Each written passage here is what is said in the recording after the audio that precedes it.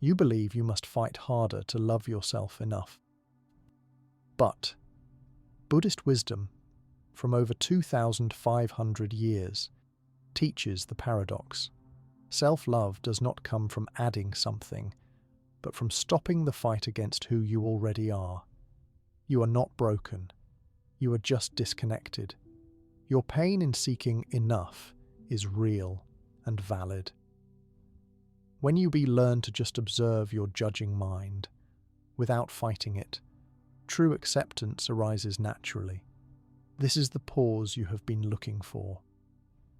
Prepare to sleep while listening to this video.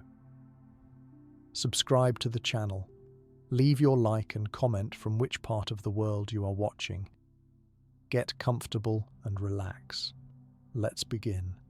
Have you ever noticed how we tend to feel alone in our suffering, as if we're the only ones experiencing pain, failure, or disappointment? This sense of isolation often makes our struggles even harder to bear. Yet one of the most transformative insights Buddha offered over 2,500 years ago was the recognition that suffering is not a personal failure but a universal human experience. When Buddha spoke about dukkha, often translated as suffering or unsatisfactoriness, he wasn't trying to depress us. He was inviting us to look honestly at our human condition. This truth about the universality of suffering is actually the foundation for genuine self-compassion. It's like turning on the lights in a dark room. We can finally see clearly what was always there.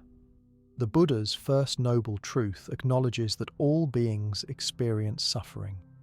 This isn't just about obvious pain like illness or loss, but also includes subtle forms of discomfort like boredom, frustration, and the nagging sense that something is missing from our lives. By recognizing this shared human experience, we stop taking our struggles so personally. It's not that something is uniquely wrong with us, we're simply experiencing what it means to be human. This understanding creates a profound shift in how we relate to our difficulties. Instead of adding layers of shame, self-criticism, or denial when we face challenges, we can meet our pain with kindness. Of course this hurts. We might say to ourselves, this is part of being human. This acknowledgement doesn't make the pain disappear, but it removes the additional suffering we create through resistance and self-judgment. Buddha taught that looking directly at our suffering, rather than trying to escape it, paradoxically opens the door to freedom. When we stop fighting against what's already here, we conserve energy that can be redirected toward genuine healing. This doesn't mean we resign ourselves to suffering or adopt a fatalistic attitude. Rather, by accepting the reality of our current experience, we establish the necessary foundation for constructive change. The universality of dukkha also connects us with others in a powerful way. When I recognize that my anxiety, grief, or inadequacy is not a personal failing but part of our shared humanity, the walls of isolation begin to crumble. I might look around and realize that everyone I encounter is also carrying their own burden of suffering, often invisibly. This awareness naturally awakens compassion, both for ourselves and for others. Buddha demonstrated this inclusive approach through his own example. Even after his enlightenment, he experienced physical pain, encountered difficult people, and faced challenges. The difference was that he no longer added unnecessary suffering through resistance or identification with these experiences. He maintained an open, compassionate awareness that included all aspects of human life. This teaching offers practical guidance for daily life. When we feel overwhelmed by difficulty, we can pause and remember, this is a moment of suffering. Suffering is part of life. I am not alone in this experience. This simple recognition often provides immediate relief. We stop feeling defective for having problems and start recognizing our fundamental connection with others. The universality of suffering also helps us navigate our inner critic. When that harsh voice starts berating us for our mistakes or imperfections, we can remember that making mistakes is universal. Having flaws is universal. Feeling inadequate at times is universal. These aren't signs that we're failing at life, they're confirmation that we're fully participating in it. Buddha taught that this recognition serves as the doorway to deeper happiness. Not because it's pessimistic, but because it's honest. By acknowledging what's difficult, we can stop expending energy pretending everything is fine when it isn't. We can drop the exhausting facade of perfection and meet ourselves with genuine acceptance. This teaching also reminds us that even though suffering is universal, our specific experiences are unique. While everyone knows pain, your particular constellation of challenges is shaped by countless factors, including your biology, history, culture, and circumstances. This understanding fosters both compassion for the universal aspects of suffering and respect for individual experiences. The Buddha's insight about the universality of suffering ultimately leads to greater resilience. When difficulties arise, as they inevitably will, we're less likely to be knocked off center. We can think, "Ah yes, this too is part of the human journey." Rather than, "Why is this happening to me?" This shift in perspective allows us to respond to challenges with greater wisdom and balance. By embracing our shared vulnerability, we discover something remarkable. Genuine strength isn't about being invulnerable to suffering. It's about having the courage to remain open-hearted, even in difficult times.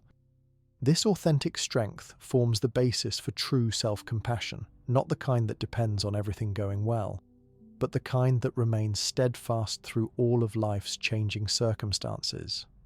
So, the next time you find yourself struggling, remember Buddha's teaching about the universality of suffering. Let it remind you that your pain doesn't separate you from humanity, it connects you to it. This recognition isn't about dwelling in negativity. It's about establishing the honest foundation necessary for genuine well-being and authentic self-compassion. Through this understanding, we discover that our shared vulnerability isn't a weakness to overcome, but a doorway to deeper connection with ourselves and with all beings. The principle of non-judgment, upeksha. Think about how much time we spend judging ourselves. Too fat, too lazy, not smart enough, not successful enough. The list goes on and on. Our minds can be relentless courtrooms where we always seem to be on trial. But what if there was another way to relate to ourselves? This is where Buddha's teaching on upeksha, often translated as equanimity or non-judgment, offers a revolutionary alternative to our habitual self-criticism. Upeksha doesn't mean becoming indifferent or not caring about our actions and their consequences. Rather, it's about developing a balanced, steady awareness that can observe our experiences without getting caught in excessive reactivity or judgment. When applied to ourselves, this quality becomes one of the most powerful forms of self-compassion imaginable. Buddha taught that we can develop the same non-judgmental awareness toward our own thoughts, emotions, and actions that we might offer to someone else we deeply care about. Just as we might listen to a friend's problems without immediately jumping to criticism or advice, we can learn to witness our own inner experience with that same quality of balanced attention. This practice creates a revolutionary shift. Instead of identifying completely with our thoughts, "I am a failure," or pushing them away, "I shouldn't feel this way," we learn to observe them with an equanimous mind. A thought of failure is arising.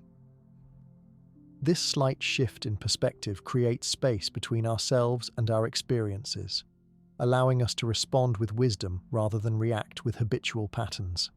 The Buddha demonstrated this approach throughout his teachings.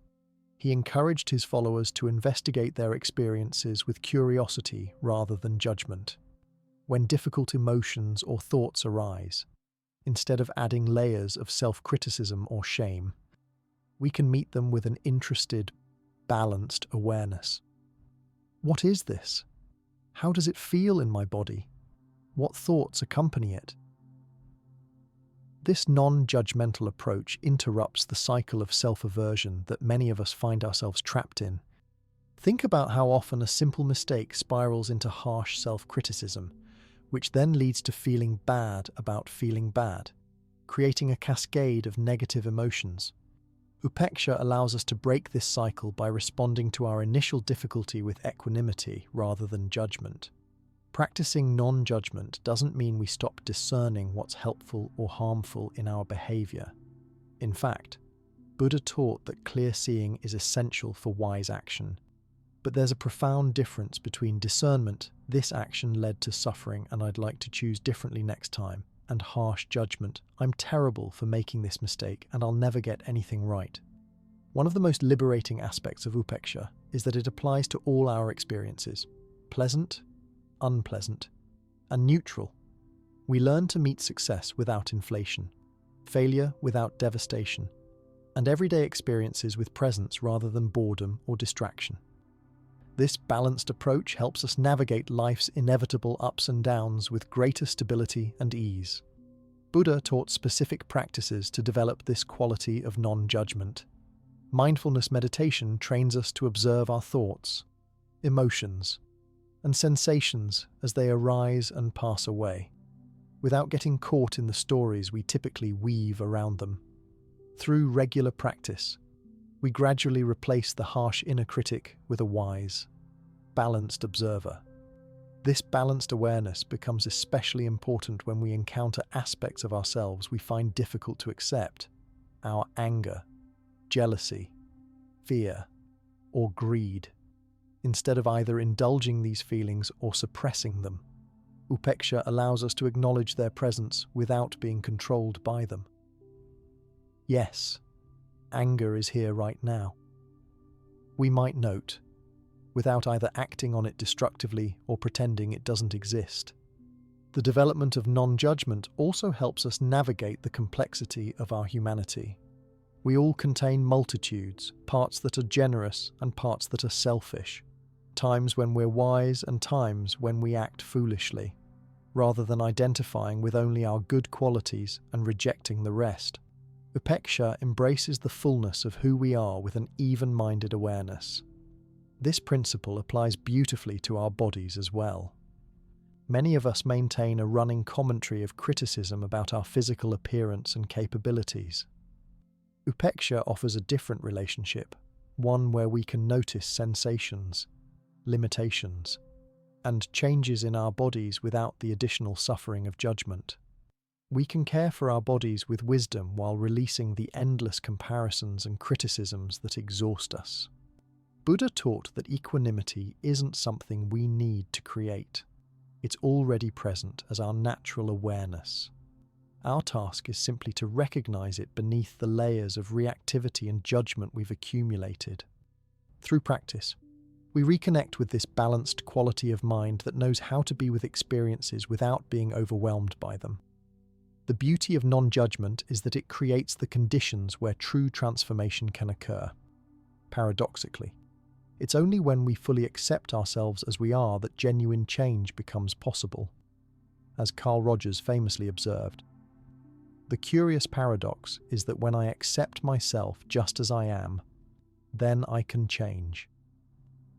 Buddha recognized this truth over 2 millennia ago.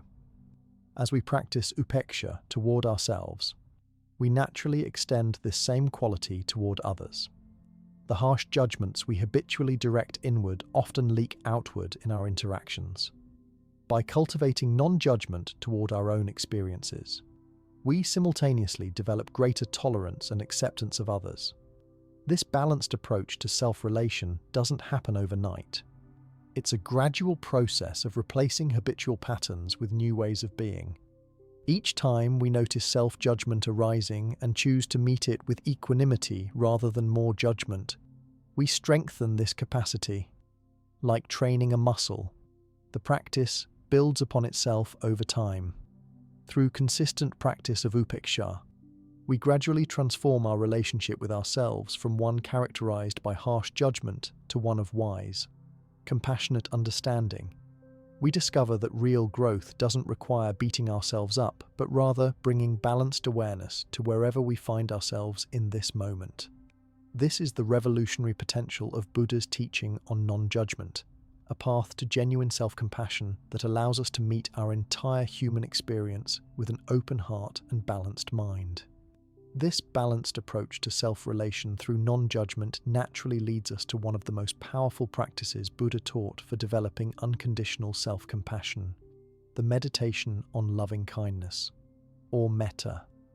This practice offers a direct and systematic way to cultivate the warm, caring feelings toward ourselves that many of us struggle to access naturally.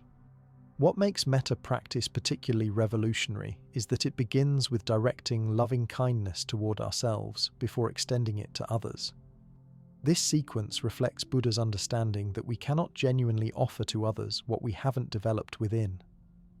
The practice typically starts with simple phrases like, "May I be happy," "May I be peaceful," "May I be safe," "May I live with ease."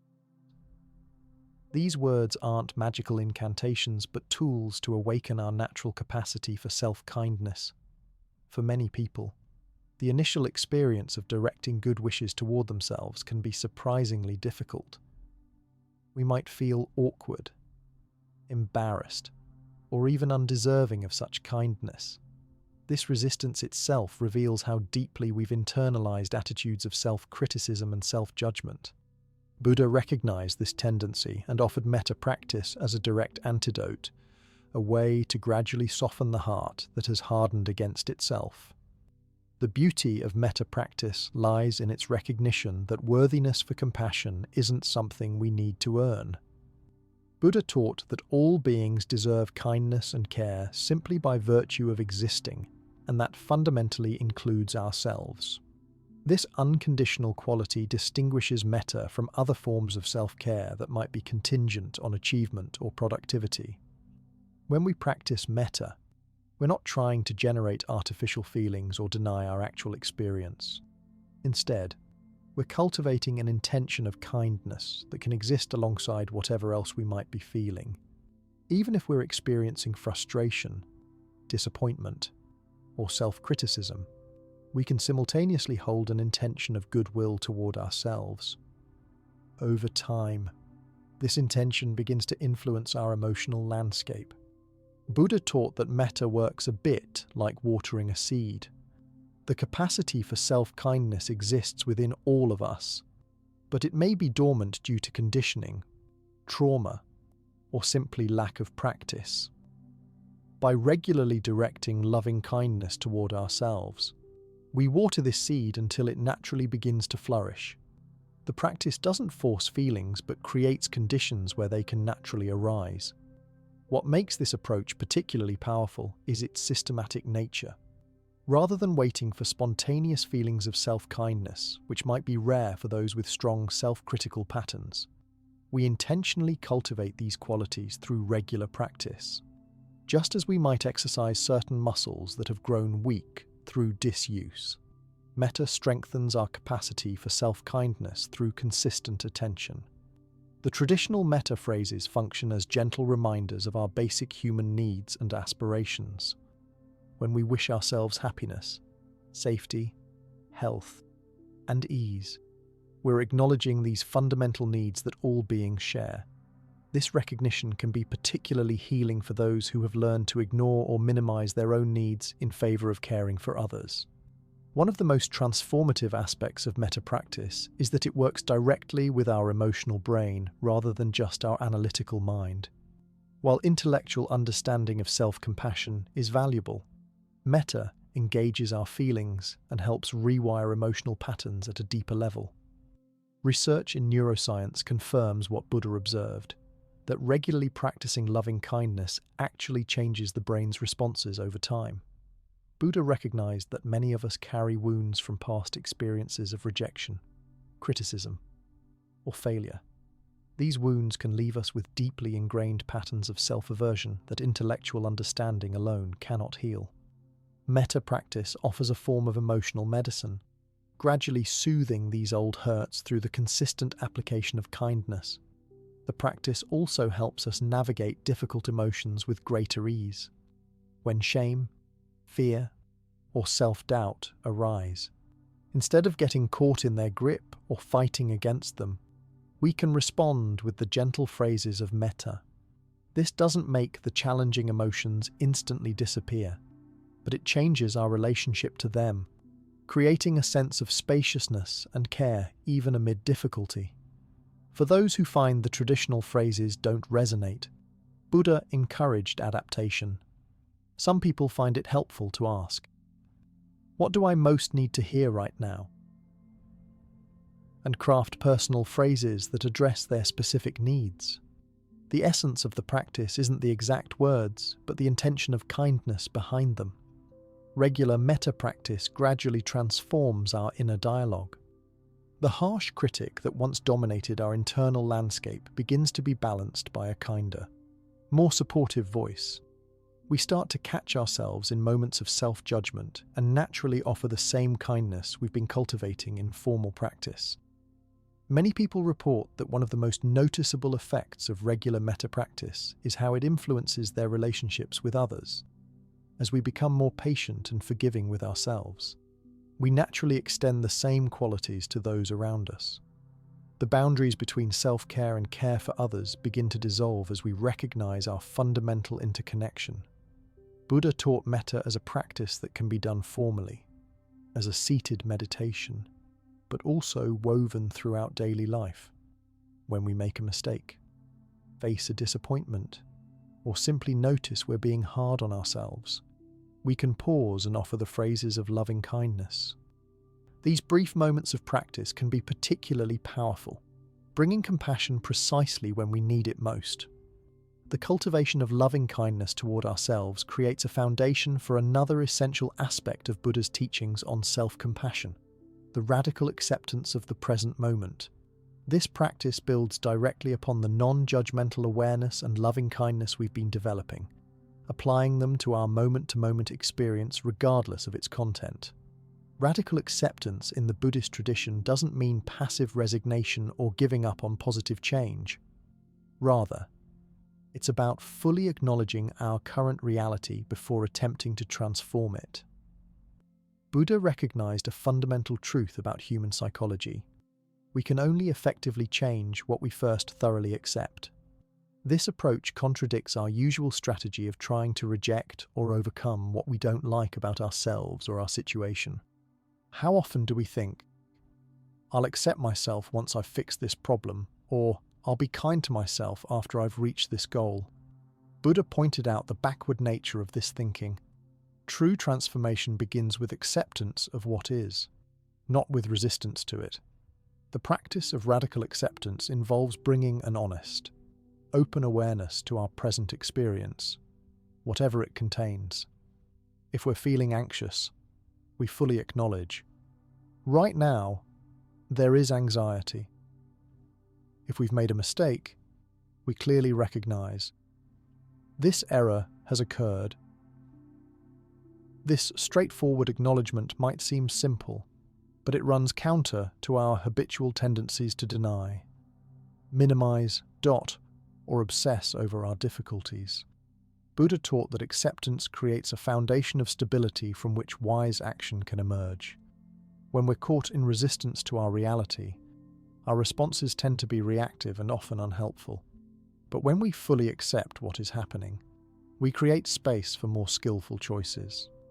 This doesn't mean we like or endorse everything we accept, only that we recognize its current reality as the necessary starting point for any meaningful change. One of the most powerful aspects of this practice is how it interrupts the struggle against our experience that typically intensifies our suffering.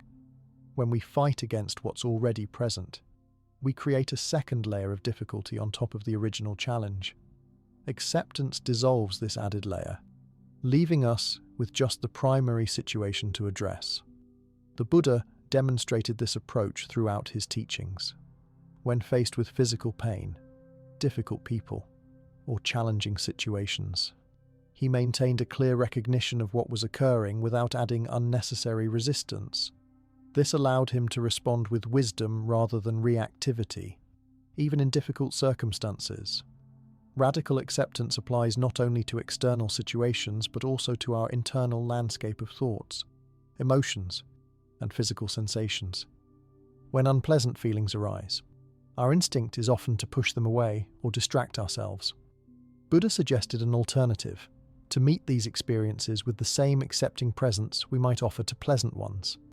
This equal embrace of all experiences cultivates an inner stability that isn't dependent on circumstances. This practice becomes particularly transformative when applied to aspects of ourselves we typically reject. Many of us maintain a divided relationship with ourselves, embracing the parts we deem good while trying to eliminate the bad parts. Buddha pointed out that this internal war creates tremendous suffering and prevents genuine integration. Radical acceptance invites us to acknowledge all aspects of our humanity with the same spacious awareness. One common misconception about acceptance is that it means approving of harmful behavior or giving up on positive change.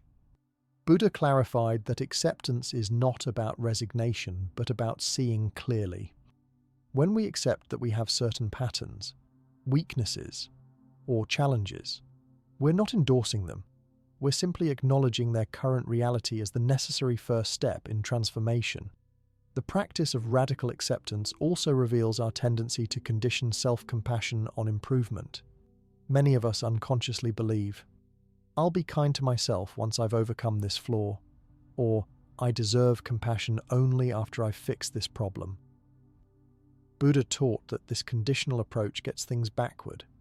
Self-compassion isn't the reward for improvement. It's the foundation that makes genuine change possible. This unconditional quality of acceptance reflects Buddha's insight that compassion is most needed precisely where we're struggling. Just as we wouldn't withhold kindness from a friend who's having difficulty, we learn not to withhold it from ourselves in our moments of challenge. This represents a profound shift from achievement-based self-worth to an inherent understanding of our fundamental worthiness. The radical acceptance of our present experience doesn't mean we abandon aspirations for growth. Rather, it establishes the ground of honest assessment from which effective change can arise. Buddha compared this to a skilled gardener who must first accurately assess the soil conditions before knowing how to cultivate healthy plants. In the same way, we must clearly see and accept our current patterns before we can wisely transform them. This practice also helps us distinguish between pain and suffering. Buddha observed that pain is inevitable in human life, but suffering largely comes from our resistance to pain. When we practice radical acceptance, we may still experience the primary pain of difficult emotions or situations, but we're freed from the secondary suffering created by fighting against reality.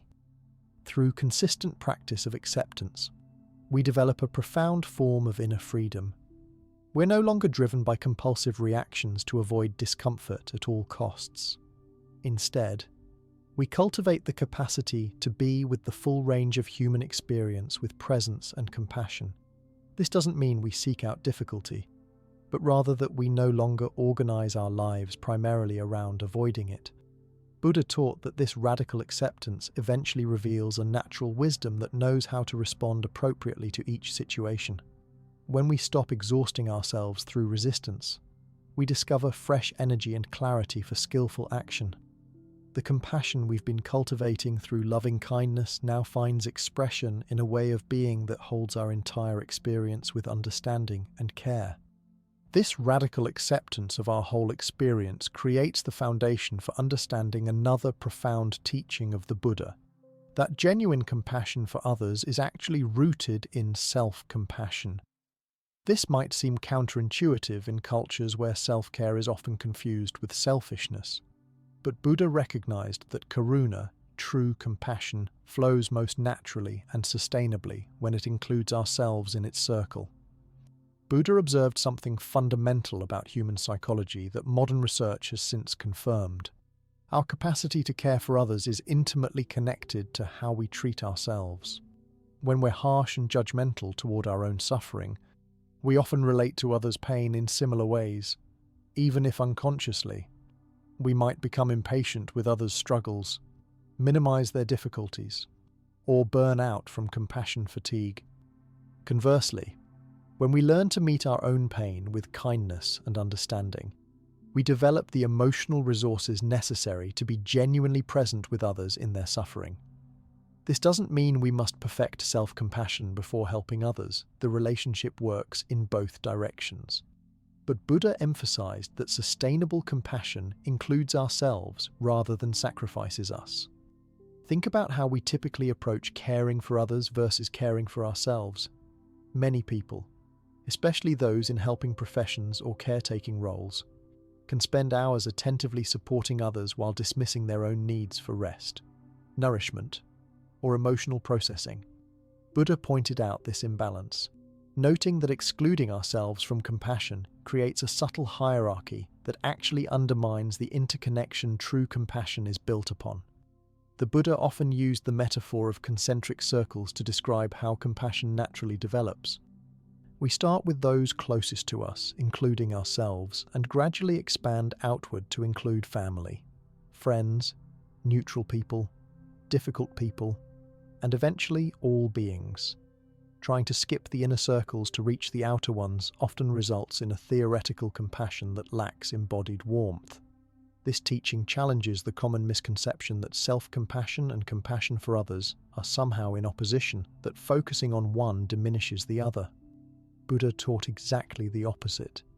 These qualities nurture each other. When we're kind to ourselves, we have more patience, presence, and genuine care to offer others. And when we extend compassion to others, we often find it easier to include ourselves in that same embrace. Consider what happens when we're depleted and overwhelmed. In such states, even minor irritations from others can trigger disproportionate reactions. We might snap at loved ones, judge strangers harshly, or withdraw from those who need our support. Self-compassion creates a reservoir of emotional resources that allows us to respond more skillfully in challenging interactions. It's not selfish. It's actually essential for our relationships. Buddha demonstrated this integrated approach to compassion throughout his life. He maintained a balance of self-care and service to others, taking time for solitude and meditation while also being fully available to teach and support his community. He never positioned self-compassion and care for others as competing values but as complementary aspects of the same understanding. This balanced approach becomes particularly important when we're facing difficulties. When we're struggling, we often feel we should just push through for the sake of others, ignoring our own needs. Buddha suggested a more sustainable path, acknowledging our own suffering with compassion while also maintaining awareness of our connection to others. This both-and approach prevents us from becoming self-absorbed in our pain while also honoring our genuine needs. The practice of karuna reveals something powerful about the nature of suffering and compassion. They don't operate with the zero-sum logic we often assume. Compassion isn't a limited resource that gets depleted when shared. It's more like a muscle that strengthens with use. Including ourselves in the circle of compassion doesn't reduce what's available for others. It often increases our overall capacity for care. Buddha taught specific practices to cultivate this integrated compassion. In meditation, we might begin by acknowledging our own difficulty with phrases like, "This is a moment of suffering," or "May I be kind to myself in this pain." Then we gradually expand our awareness to include others experiencing similar challenges. Just as I'm experiencing this difficulty, others are also struggling in similar ways. This practice dissolves the artificial boundaries between my suffering and their suffering, revealing our shared humanity. This approach to compassion also helps us work with the subtle judgment that can arise when we witness others' pain. Without self-compassion as a foundation, our attempts to help others can sometimes carry hidden threads of superiority or pity. Buddha pointed out that true compassion isn't looking down on someone suffering from above, but recognizing our fundamental kinship in the experience of vulnerability. The integration of self-compassion and compassion for others also supports us in setting healthy boundaries. Many people struggle with boundaries precisely because they've disconnected self-care from care for others. Buddha taught that genuine compassion includes wisdom about what we can sustainably offer. Sometimes the most compassionate action for all involved is saying no or limiting our availability. This teaching also addresses a common fear about self-compassion, that it might make us complacent or self-indulgent. Buddha distinguished between genuine self-compassion, which includes honest awareness and responsibility, and mere self-indulgence, which often lacks awareness of consequences. True self-compassion wants the best for ourselves in the long run, which naturally includes considering our impact on others and our wider community. Through cultivating this integrated compassion, we gradually dissolve the artificial separation between self and other that causes so much suffering. We begin to recognize that caring for ourselves and caring for others aren't separate activities, but aspects of the same basic impulse toward alleviating suffering wherever it appears. This understanding connects directly to another key teaching of Buddha about self-compassion, the liberating insight of anatta, or non-self. The concept of non-self or anatta might initially seem like an unusual foundation for self-compassion. After all, if there's no fixed self, what exactly are we being compassionate toward? But Buddha recognized that our rigid identification with a permanent, separate self is actually one of the primary causes of our suffering and self-criticism. Loosening this identification creates space for a more natural and unconditional form of self-love. Buddha observed that much of our psychological suffering stems from our constant effort to construct and defend a particular identity. Think about how exhausting it is to maintain an image of being competent, attractive, successful, or even spiritually evolved. When reality inevitably contradicts these fixed identities, as it always will, we experience it as a threat to our very being, triggering harsh self-criticism and shame. The teaching of anatta invites us to recognize that what we call self is actually a fluid process rather than a solid entity. Our bodies, thoughts, emotions, and perceptions are constantly changing, influenced by countless conditions beyond our control. Even our personalities and preferences evolve throughout our lives. When we look closely for a permanent, independent self that exists separate from these changing processes, we simply can't find one. This might sound abstract, but its practical implications for self-compassion are profound. When we stop identifying so rigidly with a fixed self-image, we no longer need to defend it so fiercely. Criticism, failure, or making mistakes no longer threatens our fundamental sense of who we are. We can acknowledge our imperfections with much more ease because they no longer define us completely.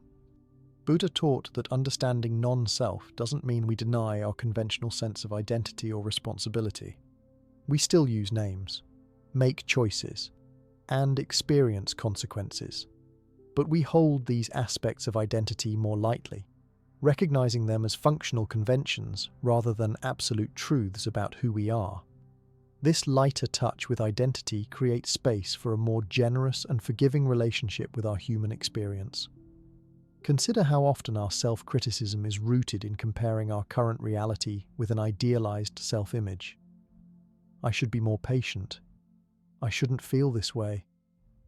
I should have accomplished more by now. These judgments assume a fixed self that has failed to meet expectations. The insight of anatta helps us recognize these as mental constructions rather than objective truths about our worth or potential. The teaching of non-self also reveals how our identities are shaped by countless influences beyond our control: our genetics, family dynamics, cultural conditioning, past experiences, and present circumstances. This understanding naturally evokes compassion. We see how we've been doing the best we could with the conditioning we've received and the circumstances we've faced. Self-blame begins to soften in the light of this wider perspective. Buddha demonstrated this approach in his own life. Even after his enlightenment, he continued to refer to himself using conventional language, but he no longer identified with a fixed, separate self that needed defense or promotion. This allowed him to respond to praise and blame, success and failure, with the same balanced awareness. His sense of worth wasn't contingent on external validation or achievement. The insight of anatta is particularly helpful when working with persistent patterns of self-criticism or shame. These painful states often involve taking temporary thoughts or experiences and solidifying them into fixed statements about who we are. I am a failure. I am unlovable. I am broken. Buddha invited us to look more closely at these conclusions, recognizing them as conditioned thoughts rather than fundamental truths about our being. This doesn't mean dismissing or denying our difficult experiences. Quite the opposite. It means meeting them with honest awareness while recognizing their impermanent, conditioned nature. When shame or self-criticism arises, instead of identifying with it completely, I am shameful, or rejecting it entirely, I shouldn't feel this way, we can observe it with compassionate interest. Ah, shame is arising right now. The teaching of non-self also helps us work more skillfully with comparison, one of the most common sources of self-judgment. Our tendency to compare ourselves with others, or with earlier or idealized versions of ourselves, assumes a fixed self that can be definitively ranked against other fixed selves. Recognizing the fluid, interdependent nature of our identities loosens the grip of these comparisons. Buddha pointed out that our attachments to fixed identity often manifest in questions like, am I good enough? How do I compare? Or, what does this say about me? These questions themselves reinforce the illusion of a separate, i.e., permanent self that can be definitively evaluated. The freedom of non-self comes partly from recognizing that these questions are based on a fundamental misunderstanding of how identity works. This teaching offers particular relief from perfectionism, which often drives self-criticism. Perfectionists typically operate from a fixed self-image, an idealized version of who they should be, and then judge themselves harshly for inevitable deviations from this impossible standard. The insight of anatta helps us recognize both the conditioned origins of these standards and their ultimately unrealistic nature. The understanding of non-self creates space for a more playful, experimental approach to growth and change, rather than the grim determination of I must fix myself. We can approach development with curiosity. What conditions support greater peace or kindness in this constantly changing process I call me? This lighter touch often produces more sustainable change than the forceful approach of self-improvement driven by self-criticism. As we integrate this teaching into daily life, we gradually shift from a rigid, defended identity to a more fluid sense of self. We can acknowledge our patterns and tendencies without being completely defined by them. We can take responsibility for our actions without crushing ourselves under the weight of shame or perfectionism. This balanced approach embodies the middle way Buddha consistently taught, neither indulging in self-importance nor falling into self-negation. This balanced understanding of non-self provides the perfect foundation for another essential aspect of Buddha's teachings on self-compassion: the practice of self-forgiveness. While our conventional understanding of forgiveness often focuses on forgiving others, Buddha recognized that many of us struggle even more with forgiving ourselves for past mistakes, perceived failures, or harmful actions. The Buddha taught that genuine self-forgiveness isn't about denying responsibility for our actions or pretending that harmful behaviors don't matter. Instead, it involves fully acknowledging what we've done while freeing our hearts from the burden of excessive guilt and shame that prevents genuine transformation. This distinction is crucial. We can hold ourselves accountable without condemning ourselves indefinitely. Buddha recognized that many people remain trapped in patterns of self-blame long after they've learned whatever lessons their mistakes had to offer.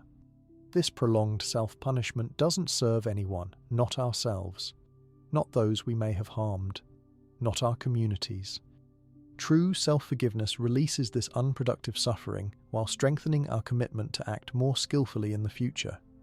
The Buddhist approach to self-forgiveness is built on understanding that harmful actions typically arise from ignorance, unprocessed pain, or unskillful attempts to meet legitimate needs, not from some inherent badness or evil within us.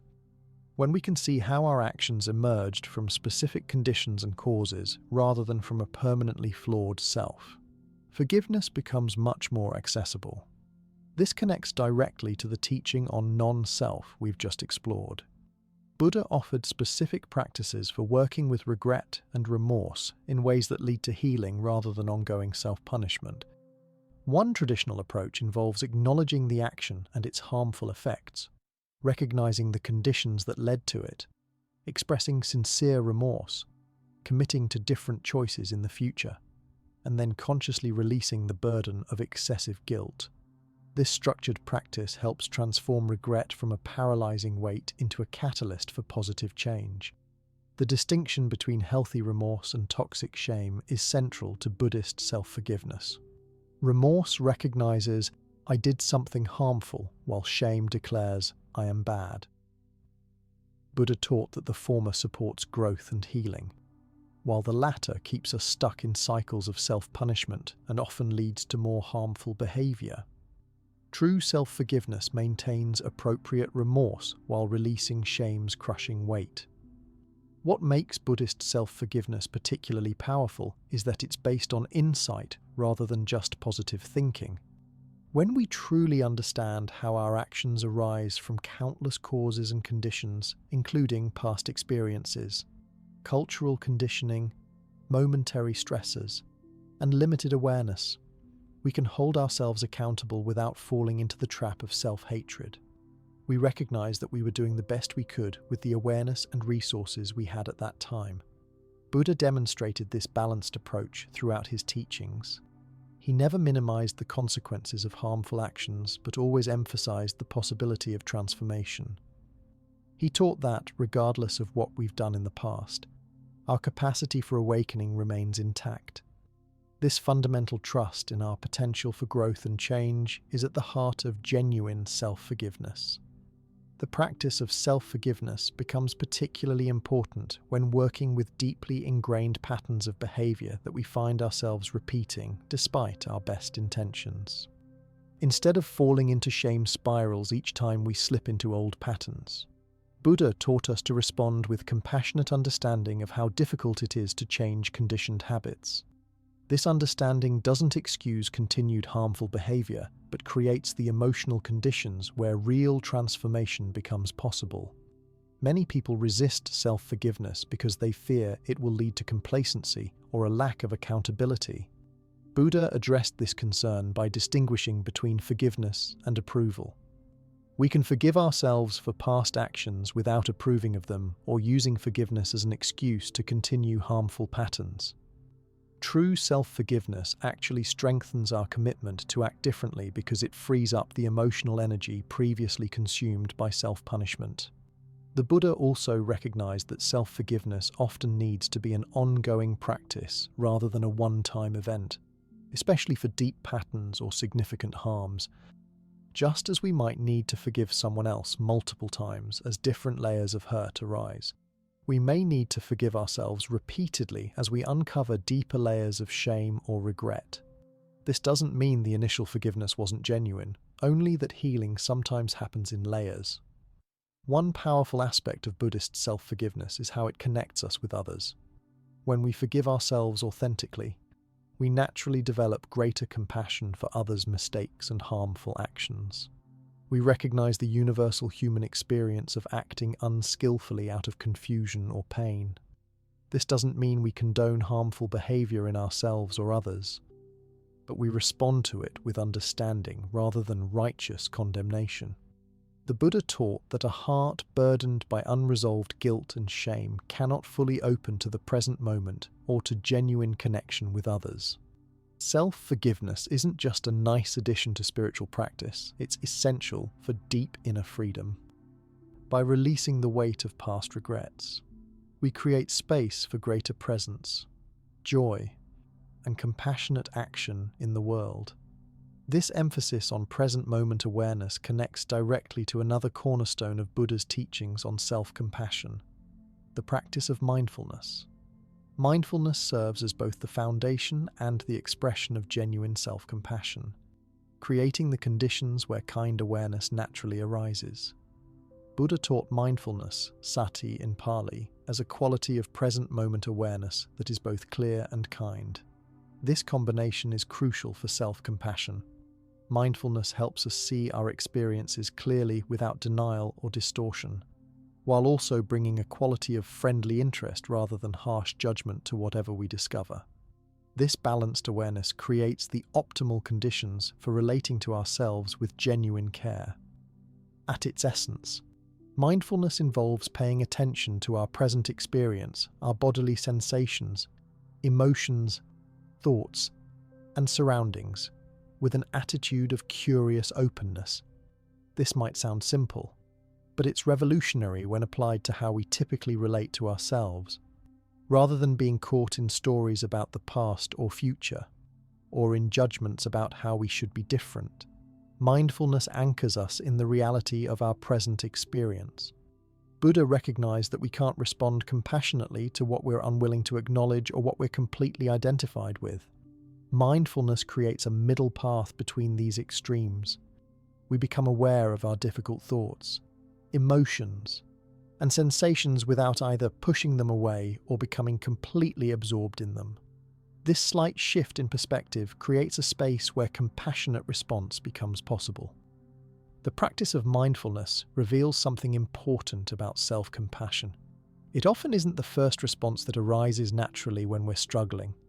For many of us, self-criticism, shame, or attempts to numb difficult feelings are our default reactions.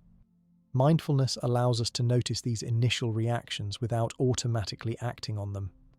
We create a pause, sometimes just a brief moment, where we can choose a different, more compassionate response.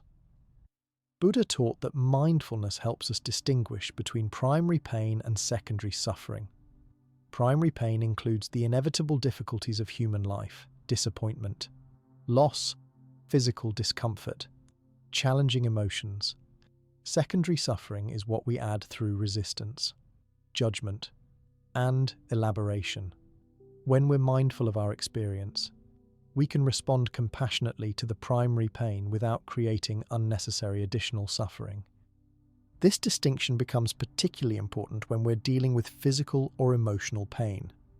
Without mindfulness, we tend to either resist painful experiences, creating tension and stress, or we become completely identified with them, feeling as if the pain defines us.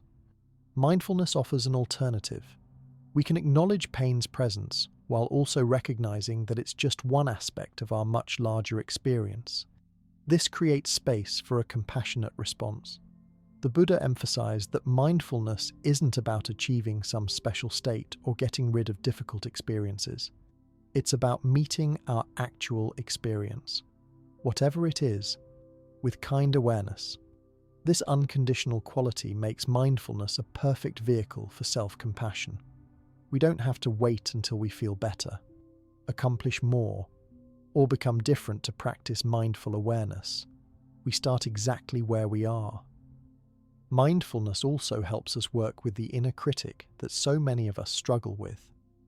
Through mindful awareness, we begin to recognize self-critical thoughts as mental events rather than absolute truths. We might notice, there's the thought that I'm not good enough, rather than automatically believing I'm not good enough. This slight shift creates room for a more compassionate perspective to emerge. The regular practice of mindfulness gradually helps us become more familiar with our patterns of thinking and reacting. We notice how certain situations reliably trigger self-judgment, anxiety, or other difficult states. This recognition itself is a form of self-compassion. We're taking our inner experience seriously enough to pay attention to it. And once we see these patterns clearly, we have more choice about how to respond to them. Buddha taught mindfulness both as a formal meditation practice and as a quality to cultivate in daily life. Informal practice. We might set aside time to sit quietly and pay deliberate attention to our breath, bodily sensations, or other aspects of experience. This helps train the mind in present moment awareness. We then bring this same quality of kind attention to ordinary activities like eating, walking, working, or interacting with others. What makes mindfulness particularly powerful for self-compassion is that it works directly with our embodied experience, not just our intellectual understanding. Many of us know conceptually that we should be kinder to ourselves, but this knowledge alone rarely transforms our deeply ingrained patterns. Mindfulness brings awareness directly to the physical and emotional dimensions of our experience, where much of our self-judgment and suffering is actually held. The Buddha recognized that our bodies often carry wisdom that our thinking minds miss. By bringing mindful awareness to physical sensations, tension in the shoulders, tightness in the chest, butterflies in the stomach, we can often recognize when we're being harsh with ourselves before our conscious mind has even registered it. This embodied awareness creates opportunities for more timely and effective self-compassion. Over time, the practice of mindfulness cultivates a quality of inner spaciousness. We become less reactive to our experiences and more able to respond with wisdom and care. This spaciousness is itself a form of self-compassion. We're no longer at the mercy of every thought and emotion that arises. We develop trust in our capacity to be with the full range of human experience without being overwhelmed by it. Buddha emphasized that mindfulness isn't a technique for getting rid of parts of ourselves we don't like. It's a way of bringing our whole being into conscious, kind relationship. Through mindful awareness, we learn to include aspects of ourselves that we've previously rejected or ignored. This inclusive quality of mindfulness stands in direct contrast to the divisive nature of self-criticism, which constantly attempts to separate acceptable parts of ourselves from unacceptable parts. The combination of clear seeing and kindness that defines mindfulness makes it the perfect foundation for all other aspects of self-compassion we've explored. Through mindful awareness, we recognize the universality of suffering, develop non-judgment, cultivate loving kindness, practice acceptance, extend compassion to ourselves and others, understand non-self, and engage in genuine forgiveness. Mindfulness both prepares the ground for these practices and expresses their mature development. The mindfulness practice Buddha taught serves as the perfect foundation for another powerful approach to self-compassion, following the middle way when dealing with self-criticism. The middle way represents one of Buddha's most profound insights, first articulated after he abandoned both the extreme asceticism he had practiced for years and the indulgent life he had lived as a prince. He discovered that neither self-torture nor self-indulgence led to genuine happiness or wisdom. Instead, he found that a balanced approach, the middle way, provided the optimal path for human flourishing. This same principle applies remarkably well to how we treat ourselves internally. Many of us swing between harsh self-criticism on one hand and avoidance or denial on the other. We either beat ourselves up mercilessly for our flaws and mistakes, or we try to ignore them completely. Buddha recognized that neither extreme serves us well. The middle way offers a balanced alternative that honors both accountability and kindness. What does this middle way look like in practice when it comes to self-criticism? It means acknowledging our mistakes, weaknesses, and areas for growth honestly, without minimizing or denying them. But it also means doing so with an attitude of fundamental friendliness and care rather than harsh judgment. This approach combines clear seeing with compassion, recognizing what needs attention while maintaining basic goodwill toward ourselves. Consider how differently this feels from typical self-criticism. When caught in self-critical patterns, we often use language toward ourselves that we would never use with someone we care about. We might call ourselves stupid, worthless, or a complete failure based on a single mistake or imperfection. The middle way invites us to speak to ourselves with the same balanced honesty and kindness we might offer a good friend or a child we're guiding. Buddha taught that self-criticism often masquerades as helpful self-improvement, but in reality, it frequently undermines genuine growth. When we're caught in harsh judgment of ourselves, we typically trigger the threat response in our nervous system. Our body and mind go into protection mode, making it harder to learn, change, or see clearly. We become defensive rather than receptive. The middle way creates the conditions of psychological safety where real learning and transformation can occur. This balanced approach also helps us distinguish between healthy self-evaluation and unhealthy self-criticism. Healthy self-evaluation looks at specific behaviors or choices with an eye toward learning and growth. It maintains our basic sense of worth while examining areas for improvement. Unhealthy self-criticism attacks our fundamental value as a person, globalizes specific mistakes into character flaws, and leaves us feeling worse without a clear path forward. The middle way cultivates the former while releasing the latter. Buddha demonstrated this balanced approach throughout his teachings. He encouraged honest self-reflection without falling into self-condemnation. He recognized that seeing our unskillful patterns clearly is essential for growth, but that seeing them with harshness and aversion only creates additional suffering and often strengthens the very patterns we hope to change. The middle way also applies to how we handle success and positive qualities. Just as we avoid excessive self-criticism, we also avoid becoming inflated or arrogant about our strengths and achievements. Instead, we can appreciate our positive qualities with simple acknowledgement and gratitude, without needing to build them into a superior self-image that we then have to defend. This balanced approach is particularly helpful when we're working on changing difficult patterns or habits. Many of us believe, consciously or not, that we need to be harsh with ourselves to maintain discipline or motivation. Buddha challenged this assumption, pointing out that sustainable positive change typically comes from a place of care rather than aversion. We're more likely to maintain healthy behaviors when they're motivated by genuine care for ourselves rather than by fear, shame, or self-hatred. The middle way helps us develop what psychologists now call growth mindset, the understanding that our abilities and qualities can be developed through dedication and effort.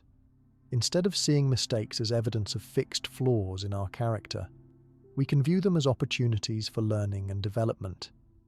This perspective allows us to be honest about areas that need improvement without falling into essentialist judgments about who we are. Buddha taught that following the middle way in relation to ourselves isn't just about feeling better, though that's certainly a welcome side effect. It's about seeing more clearly and responding more wisely.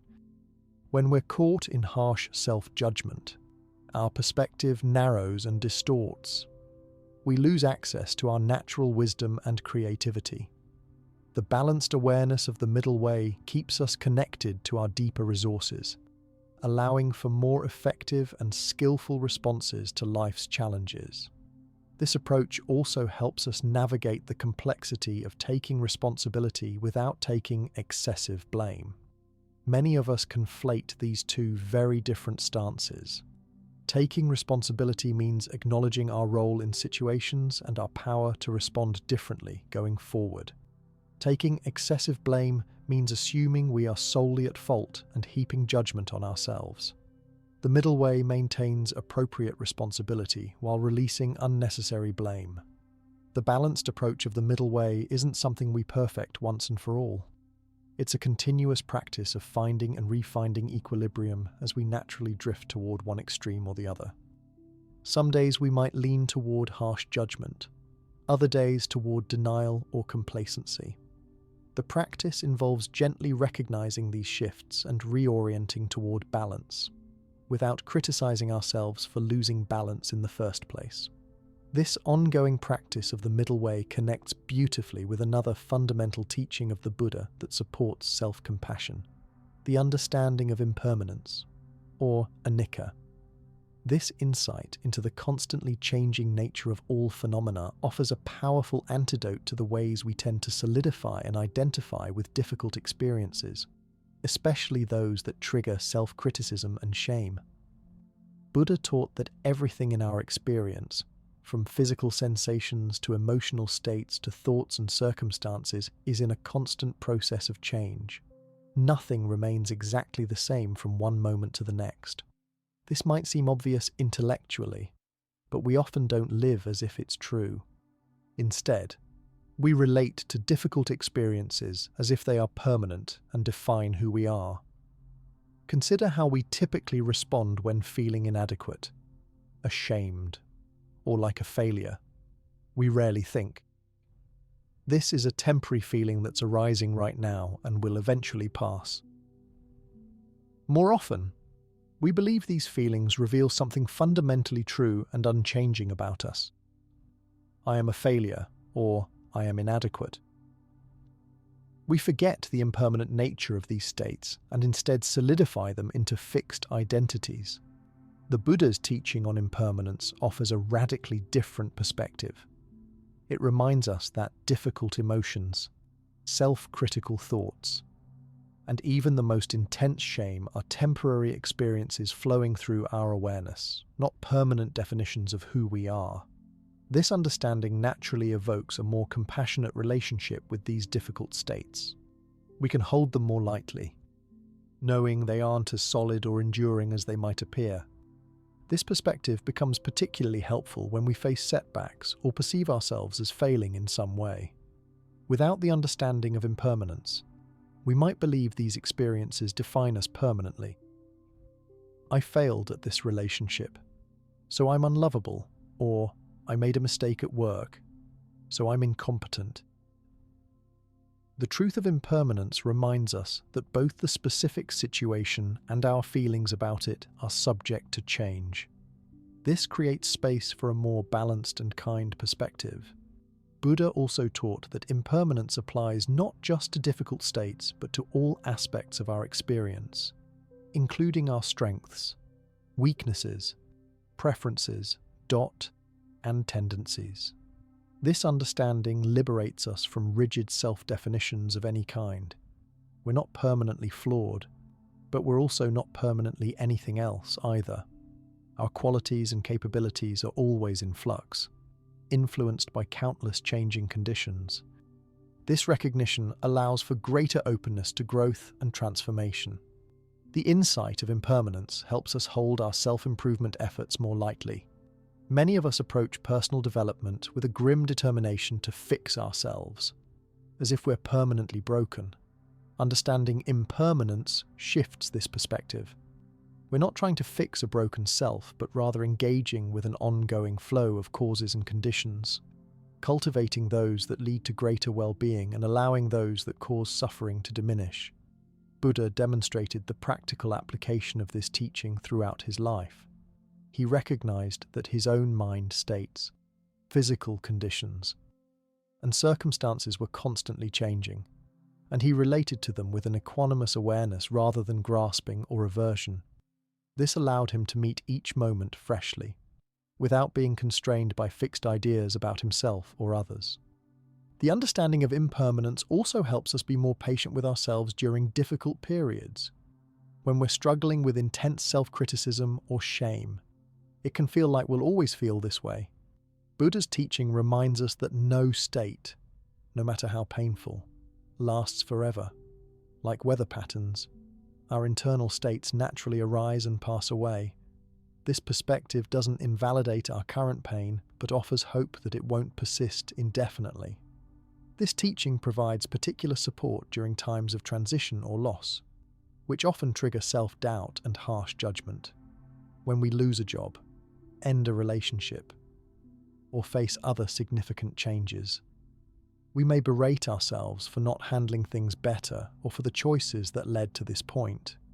The understanding of impermanence reminds us that all situations naturally evolve and change. What feels like a devastating failure now may later be revealed as a necessary step in our growth. Buddha taught that truly understanding impermanence doesn't just help us endure difficult times, it fundamentally transforms how we relate to all experience. We become less caught in trying to hold on to pleasant states or push away unpleasant ones, including pleasant or unpleasant ideas about ourselves. This non-grasping quality of mind creates a natural ease and openness where self-compassion can flourish. The recognition of impermanence also helps us release the burden of perfectionistic expectations. Many of us hold fixed ideas about how we should be, always patient, always productive, always kind, and then criticize ourselves harshly when we inevitably fall short. Understanding impermanence reminds us that our capabilities naturally fluctuate based on countless conditions, including our health, energy levels, recent experiences, and current circumstances. This perspective encourages a more flexible and compassionate response to our changing states. Finally, the teaching of impermanence helps us recognize the preciousness of each moment. When we understand that nothing lasts forever, including our time in this body, with these particular loved ones, in these specific circumstances, we're more likely to approach our lives with appreciation rather than harsh judgment about what's lacking. This natural gratitude forms a powerful foundation for genuine self-compassion and a more joyful approach to living.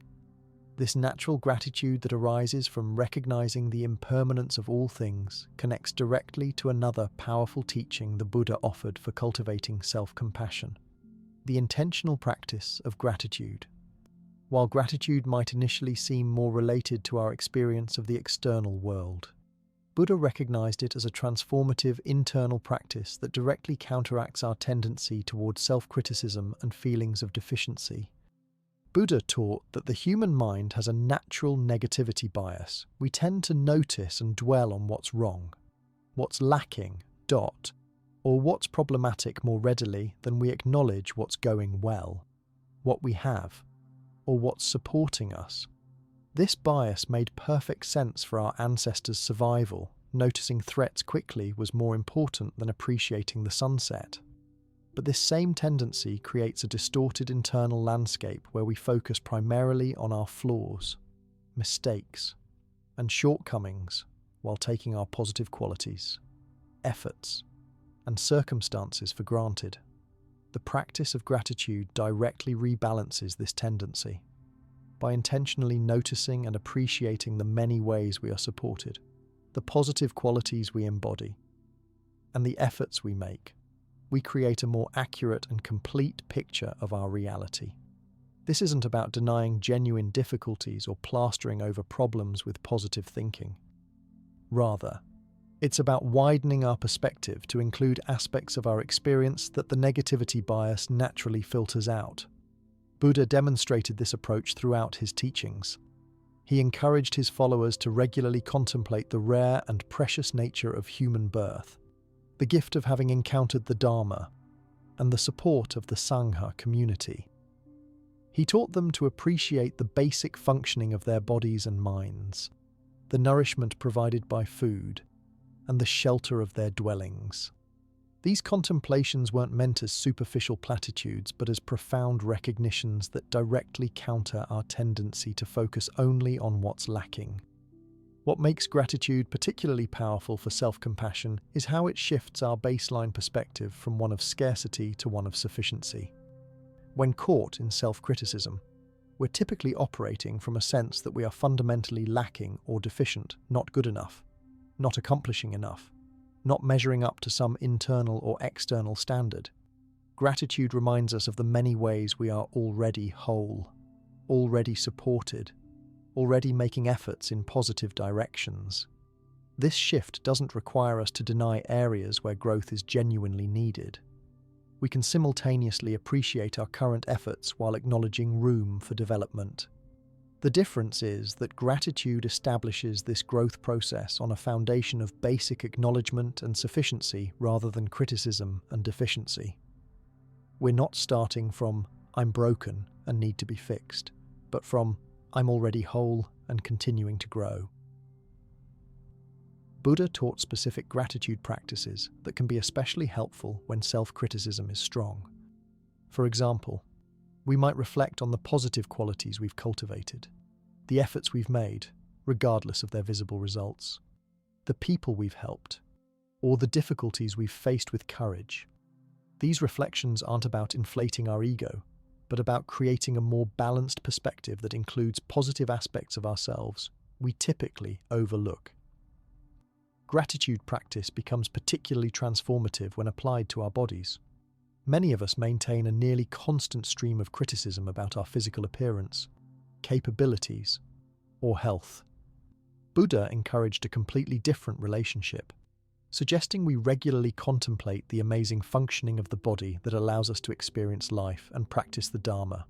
Even with illness or disability, we can appreciate the aspects of our body that continue to serve us, without denying or minimizing genuine challenges. The Buddha also taught gratitude as an antidote to comparison, one of the most common sources of self-criticism. When we're constantly comparing ourselves to others, or to idealized versions of ourselves, we naturally focus on where we perceive ourselves as falling short. Gratitude redirects our attention to the unique circumstances, qualities, and efforts that make up our own journey. It reminds us that each path is different, with its own challenges and supports, making direct comparison ultimately meaningless. This practice can be particularly helpful during difficult times when self-compassion feels most elusive. Even in the midst of struggle, we can notice the small supports that continue, perhaps the functioning of our lungs, the friend who checked in, the moment of peace between difficult thoughts, or simply the fact that we're still trying despite challenges.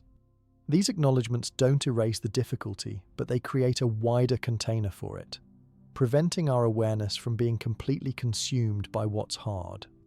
Buddha recognized that gratitude isn't just a nice addition to spiritual practice, but an essential foundation for genuine self-compassion. Without some degree of appreciation for ourselves and our efforts, compassion can subtly reinforce a sense of deficiency, as if we're so fundamentally flawed that we need constant compassion just to be acceptable. Gratitude balances this by reminding us of our inherent worth and the many ways we're already showing up positively in our lives and the world. The practice of gratitude also helps us recognize interdependence, how our existence and well-being depend on countless factors beyond ourselves.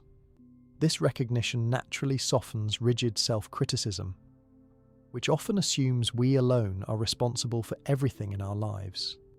When we acknowledge the web of conditions that influence our experiences, we can hold our perceived failures and shortcomings in a larger, more compassionate context. This understanding of interdependence connects beautifully with another cornerstone of Buddha's teachings on self-compassion, the practice of non-attachment or nekkhamma.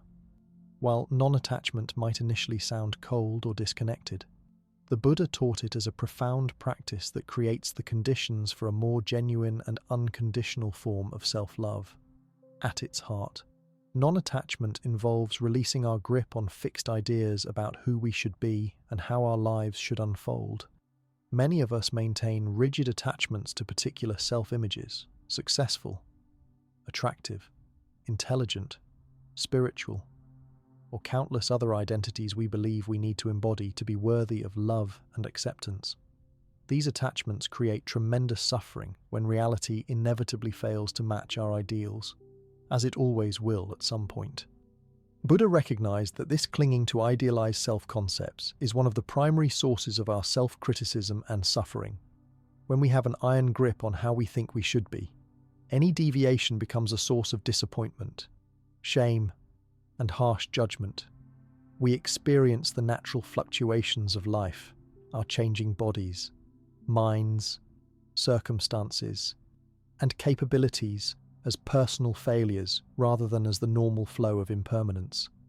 The practice of nekkhamma invites us to gradually loosen this grip. We begin to recognize that many of our shoulds and ideals aren't inherently true or necessary, but are conditioned by family expectations, cultural messages, comparison with others, or our own perfectionism. As we bring mindful awareness to these attachments, we can start to question whether they truly serve our well-being or whether they're sources of unnecessary suffering.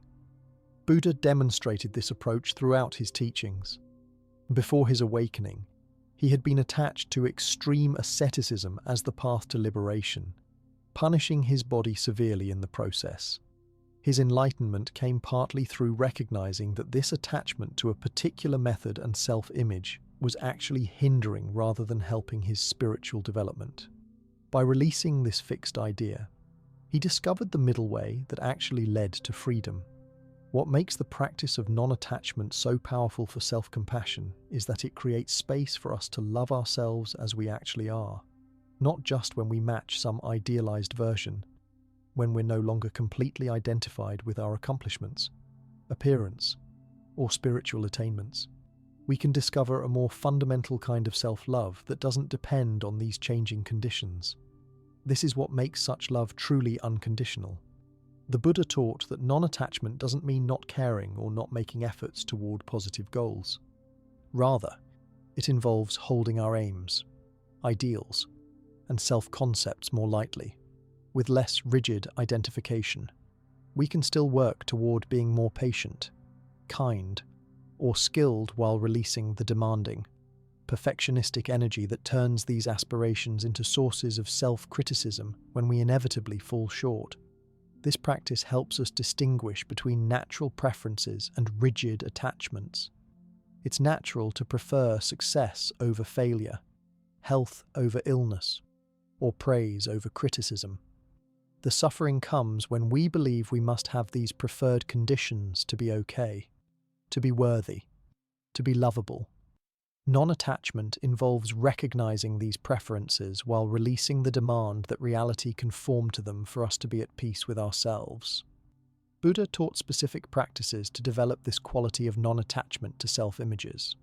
Through mindfulness, we can observe how we continuously construct and defend particular identities, and the suffering that arises when these identities are threatened. We notice the thought patterns that maintain these attachments. I should be further along by now. Someone like me shouldn't make these mistakes. Or I need to be successful to be worthy. With practice, we learn to recognize these as conditioned thoughts rather than absolute truths. The teaching of non-attachment becomes particularly helpful when we face major life transitions or losses that challenge our established identities. Whether it's aging, illness, career changes, relationship endings, or other significant shifts. These experiences often trigger intense self-criticism precisely because they threaten our attached self-concepts. Nekama offers a different response, gradually learning to let go of the identities that no longer fit while maintaining basic care and compassion for ourselves throughout the process. Buddha recognized that genuine security and well-being come not from maintaining fixed identities, but from developing the capacity to be present with the changing flow of experience without rigid attachment. This creates a profound kind of inner freedom where our sense of fundamental okayness doesn't depend on particular circumstances or achievements. We can celebrate successes and mourn losses without these experiences defining our basic worth. The practice of non-attachment also reveals something important about unconditional self-love. It's less about generating a specific feeling state and more about releasing the conditions we've placed on our own worthiness, rather than trying to manufacture positive feelings toward ourselves. We focus on identifying and gradually releasing the if-then statements that limit our self-acceptance. I'll be worthy if I achieve this goal. I'll deserve love if I look this way. I'll be acceptable if everyone approves of me. As we practice nekama in relation to these conditional beliefs, we begin to discover a more fundamental kind of self-love that was always available beneath our striving and self-improvement projects. This love isn't based on special qualities or accomplishments, but on a simple recognition of our intrinsic worth as conscious beings doing our best in complex circumstances. It's the same basic worthiness we naturally extend to a beloved child, regardless of their achievements or mistakes. This understanding of unconditional self-love through non-attachment completes a full circle with the gratitude practice we explored earlier. Together, they offer a balanced approach to self-compassion that neither depends on perfection nor ignores opportunities for growth. We can simultaneously appreciate our efforts and qualities while releasing rigid attachment to fixed ideas about who we should be. This creates the optimal conditions for genuine transformation motivated by love rather than fear or self-criticism. This balanced approach to self-compassion through non-attachment naturally connects to another profound practice Buddha taught, dana, or generosity, as a pathway to self-compassion. While we typically think of generosity as something we direct outward toward others, Buddha recognized that dana can and should be practiced toward ourselves as well, forming a crucial aspect of genuine self-compassion. The practice of dana toward oneself might seem counterintuitive in a tradition often associated with renunciation and selflessness. However, Buddha understood that true generosity isn't about creating a division between self and other, where we only give outwardly while neglecting our own genuine needs. Rather, authentic generosity flows from a recognition of what is truly needed in each situation, sometimes by others and sometimes by ourselves. Self-directed dana involves offering ourselves what we genuinely need in any given moment, especially when we're struggling. This might be rest when we're exhausted, patience when we're learning something new, forgiveness when we've made a mistake, celebration when we've accomplished something meaningful, or simply the gift of our own kind attention when we're suffering. These aren't indulgences, but essential forms of nourishment that support our well-being and our capacity to be present for others. Buddha challenged the common misconception that taking care of our own needs is somehow selfish or spiritually inferior to caring for others. He recognized that these aren't opposing actions, but complementary aspects of a wise and compassionate life. Just as we wouldn't consider it greedy for a parent to ensure their own basic needs are met so they can effectively care for their children, Buddha taught that meeting our own essential needs creates the foundation for sustainable service to others. This teaching directly addresses the burnout that often affects caregivers, helping professionals, activists, and others in service-oriented roles. Many people in these positions pride themselves on constantly giving to others while ignoring their own needs, eventually becoming depleted, resentful, or ill. Buddha offered a more balanced perspective, suggesting that genuine care includes ourselves in its circle rather than excluding us. The practice of dana toward oneself isn't about indulging every momentary desire or craving. Buddha made a clear distinction between meeting genuine needs and simply following impulsive wants. Genuine self-generosity is guided by wisdom about what truly supports our long-term well-being and capacity for awakening, not by momentary preferences or cultural conditioning about what we should want. One of the most powerful forms of self-directed dana is giving ourselves permission to be imperfect, to have needs, to set boundaries, to rest when necessary, or to pursue what genuinely brings us joy and meaning. Many of us live with internalized voices of judgment that constantly question our worthiness to receive care, even from ourselves. The practice of dana directly challenges these voices by affirming our fundamental right to well-being. Buddha demonstrated this balanced approach in his own life. While he maintained a simple lifestyle and encouraged non-attachment to material comforts, he also recognized the importance of meeting basic physical needs and caring for the body that supports practice. He taught a middle way between extreme indulgence and extreme self-denial, recognizing that both extremes ultimately create suffering rather than liberation. The practice of dana toward oneself also involves generosity with time, allowing ourselves the time we need to heal, learn, rest, or simply be. In our achievement-oriented culture, taking time for these essential human needs is often seen as a luxury or even a weakness.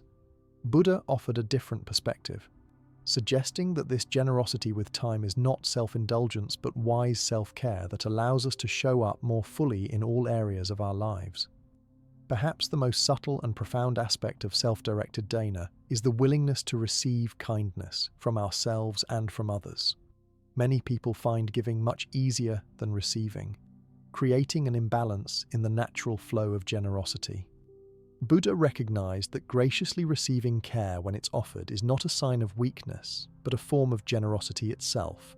allowing others the joy of giving and acknowledging our shared interdependence. This practice requires discernment about what we truly need versus what our conditioned minds might want. Sometimes what we most need isn't what feels immediately pleasant. The generosity of honest self-reflection, for example, might initially feel uncomfortable but ultimately brings greater freedom than the temporary comfort of denial. True self-directed dana is guided by wisdom about what genuinely supports our deepest well-being. When we practice dana toward ourselves, we often discover that it naturally overflows to others, rather than creating selfishness. Authentic self-care typically generates more energy and goodwill for our interactions and relationships. We give from fullness rather than depletion, from genuine care rather than obligation or resentment. This creates a sustainable cycle of generosity that includes both ourselves and others. The practice of self-directed dana gradually transforms our relationship with receiving in general. Many of us unconsciously believe we must earn or deserve care through achievement, productivity, or perfect behavior. Buddha challenged this transactional view, suggesting that all beings deserve basic care and kindness simply by virtue of existing. This understanding allows us to receive support from ourselves, others, and life itself without the burden of constantly proving our worthiness. This approach to self-compassion through generosity creates a foundation for another powerful teaching Buddha offered: the transformation of suffering into compassion. This alchemical process represents one of the most profound aspects of Buddha's teachings on self-compassion, the understanding that our difficulties, when met with mindfulness and wisdom, can become doorways to deeper compassion rather than causes for self-criticism or shame. Buddha taught that suffering itself, when approached with awareness, can become the very path to awakening greater wisdom and compassion. This isn't about glorifying suffering or suggesting we should seek it out. Rather, it's about recognizing that the difficulties we inevitably face as humans can either harden us into bitterness and self-protection or open us toward greater sensitivity and care, depending on how we relate to them. This transformative approach begins with a radical shift in how we view our suffering. Instead of seeing pain, failure, or difficulty as evidence of something wrong with us, as our self-critical minds often suggest, we learn to recognize these experiences as potential teachers that can deepen our understanding and compassion. Our wounds, when met with mindful awareness, can become sources of wisdom rather than just sources of shame. Buddha demonstrated this approach throughout his teachings. He didn't deny or minimize suffering. In fact, he placed it at the center of his Four Noble Truths. But he also recognized that our relationship with suffering determines whether it becomes a cause for further suffering or a catalyst for liberation. By turning toward our difficulties with kind awareness rather than aversion, we begin this alchemical process of transformation. This practice involves bringing gentle curiosity to our painful experiences rather than immediately trying to fix, avoid, or analyze them. When we feel inadequate, ashamed, or like a failure, for example, we might pause to notice how these feelings manifest in our body, what thoughts accompany them, and what deeper needs or fears might be underneath. This compassionate investigation creates space for new understanding to emerge. The Buddha taught that this transformative process often unfolds in stages. First, we simply acknowledge our suffering without denial or exaggeration.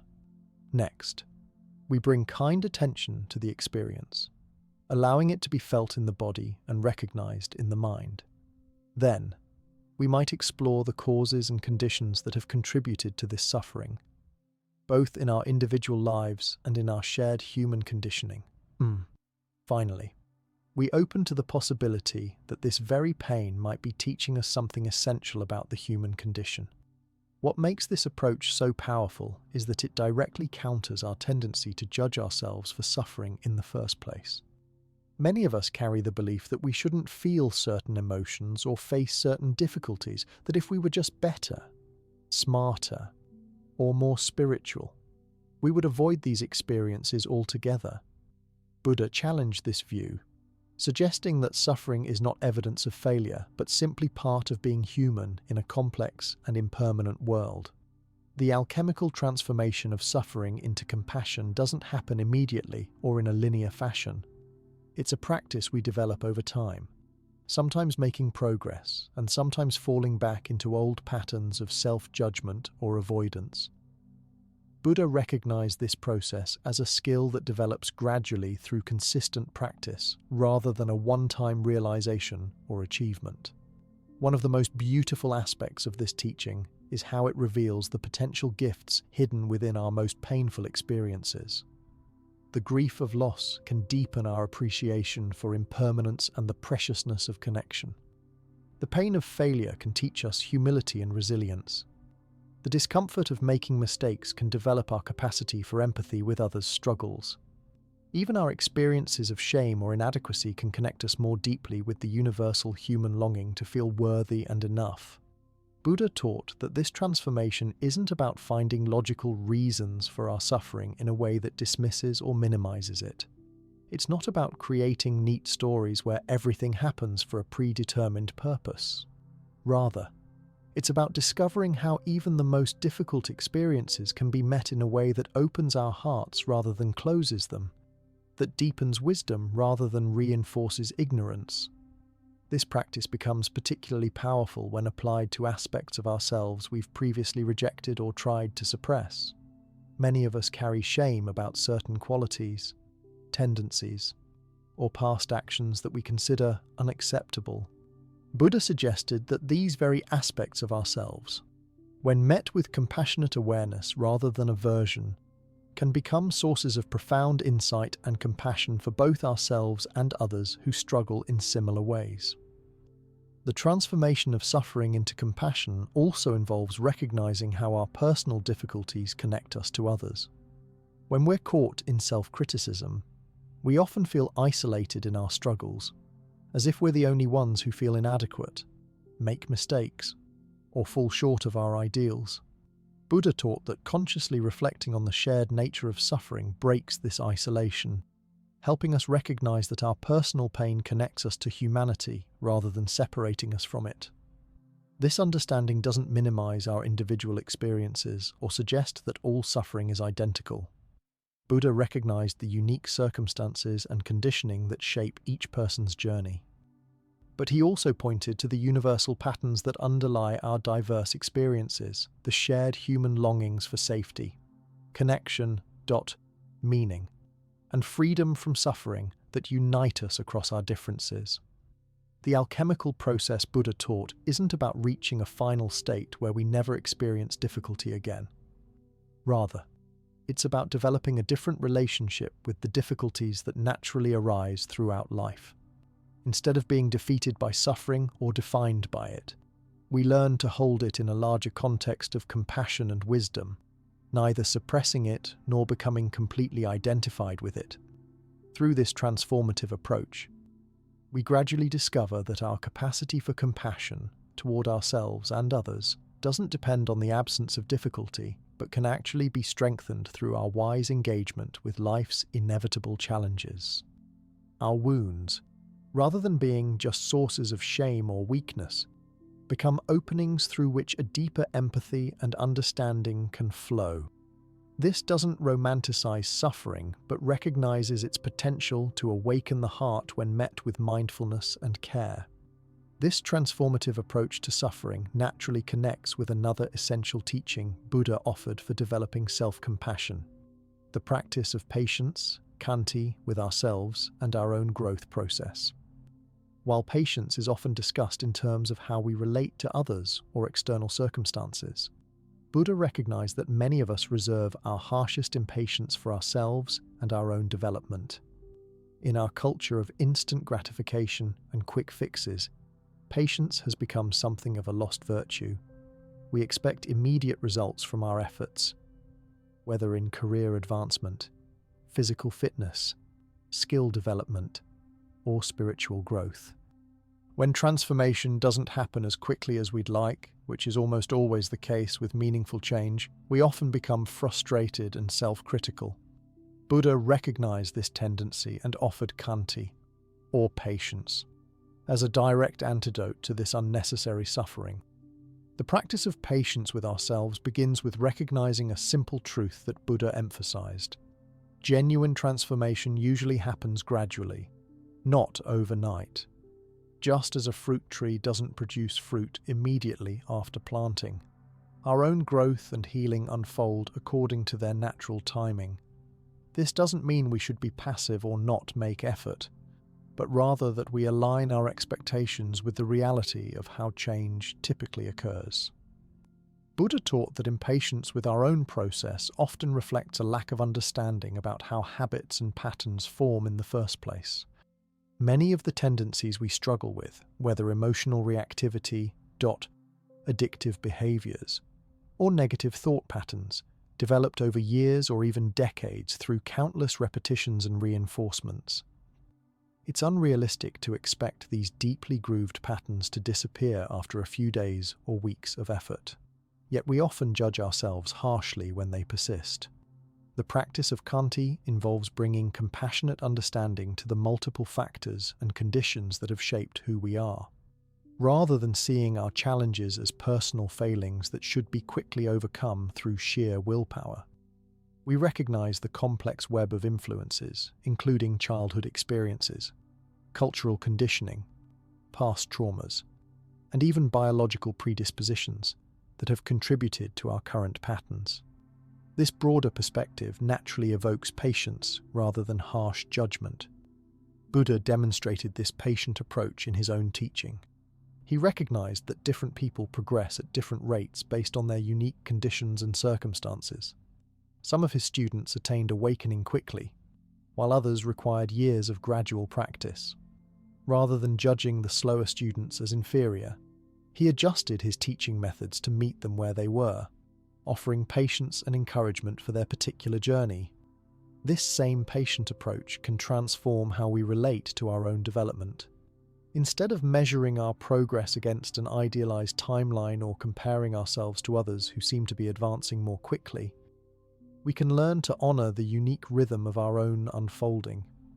This doesn't mean lowering our aspirations or commitment to growth, but rather releasing the counterproductive pressure of impatience and self-judgment that often hinders genuine transformation. The practice of patience with ourselves becomes particularly important when we experience setbacks or apparent regression in our growth. Many of us respond to these inevitable fluctuations with harsh self-criticism. "I should be beyond this by now," or "I'm back to square one."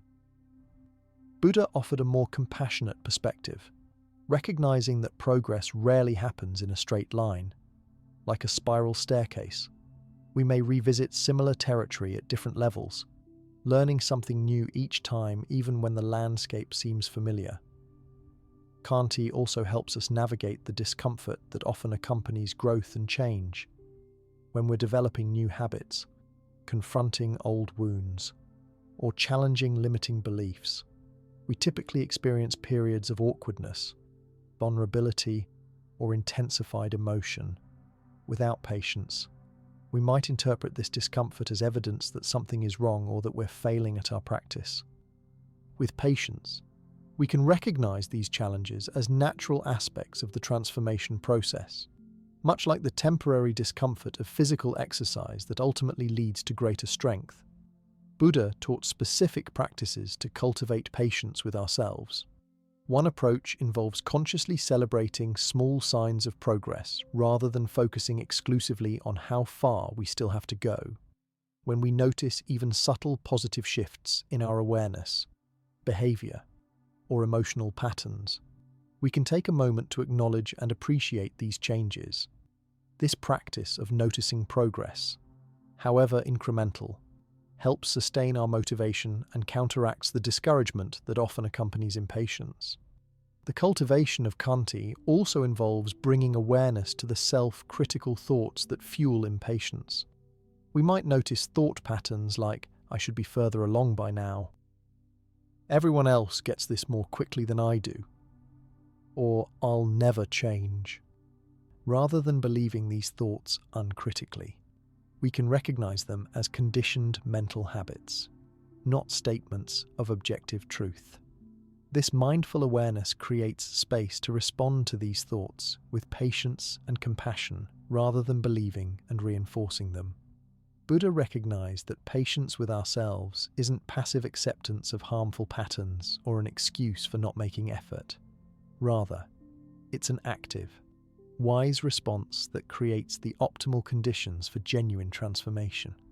When we're caught in self-criticism and impatience, we typically trigger stress responses that actually make learning and change more difficult. The patience Buddha taught activates our natural capacity for growth by providing the psychological safety needed for exploration and integration. This approach to patience also helps us work skillfully with aspects of ourselves that may never completely disappear. Buddha acknowledged that even after significant spiritual development, certain tendencies might remain as part of our unique constitution, though our relationship to them transforms. Some people may always have a quick temper, a sensitive emotional nature, or particular vulnerabilities. Khanti allows us to make peace with these enduring aspects of ourselves while continuing to work skillfully with their expression. The practice of patience with ourselves ultimately reflects a profound trust in the process of growth and in our own capacity for transformation. Even when progress seems slow or setbacks occur, we maintain faith in the power of consistent practice and compassionate awareness to gradually shift even the most entrenched patterns. This trust isn't blind optimism, but is grounded in Buddha's clear understanding of how change occurs, not through harsh judgment, but through steady, patient cultivation of wholesome conditions. This patience with our own process creates the foundation for another powerful teaching Buddha offered: the practice of inner silence as a space for self-compassion. In a world filled with constant noise, information, and stimulation, Buddha recognized the essential value of silence, not just external quiet, but a deeper inner stillness where genuine self-compassion can naturally arise. The inner silence Buddha taught isn't about suppressing thoughts or emotions, nor is it about achieving some special meditative state. Rather, it's about creating regular opportunities to step back from the constant internal dialogue that often dominates our minds, particularly the stream of self-judgment, comparison, and criticism that many of us experience almost continuously. Buddha observed that much of our self-criticism happens through internal commentary, the running narrative in our minds that continuously evaluates, judges, and comments on our experiences, actions, and qualities. This inner dialogue often includes voices we've internalized from parents, teachers, peers, or cultural messages. When these voices are predominantly critical or demanding, they create a harsh internal environment where self-compassion can barely take root. The practice of inner silence offers a direct antidote to this constant mental chatter. Through meditation and mindfulness practices, we learn to recognize moments of natural quiet between thoughts, gradually expanding these spaces through gentle attention. In these gaps, we often discover a quality of awareness that is inherently compassionate, a simple, open presence that doesn't need to continuously judge or evaluate. Buddha taught various methods for cultivating this inner silence, from focused concentration practices to open awareness meditation. These approaches aren't about forcibly silencing the mind, which typically creates more tension and resistance, but about gently training our attention to notice the spaces between thoughts and to rest more frequently in these natural gaps. With regular practice, these moments of silence gradually expand, creating more spaciousness in our internal landscape.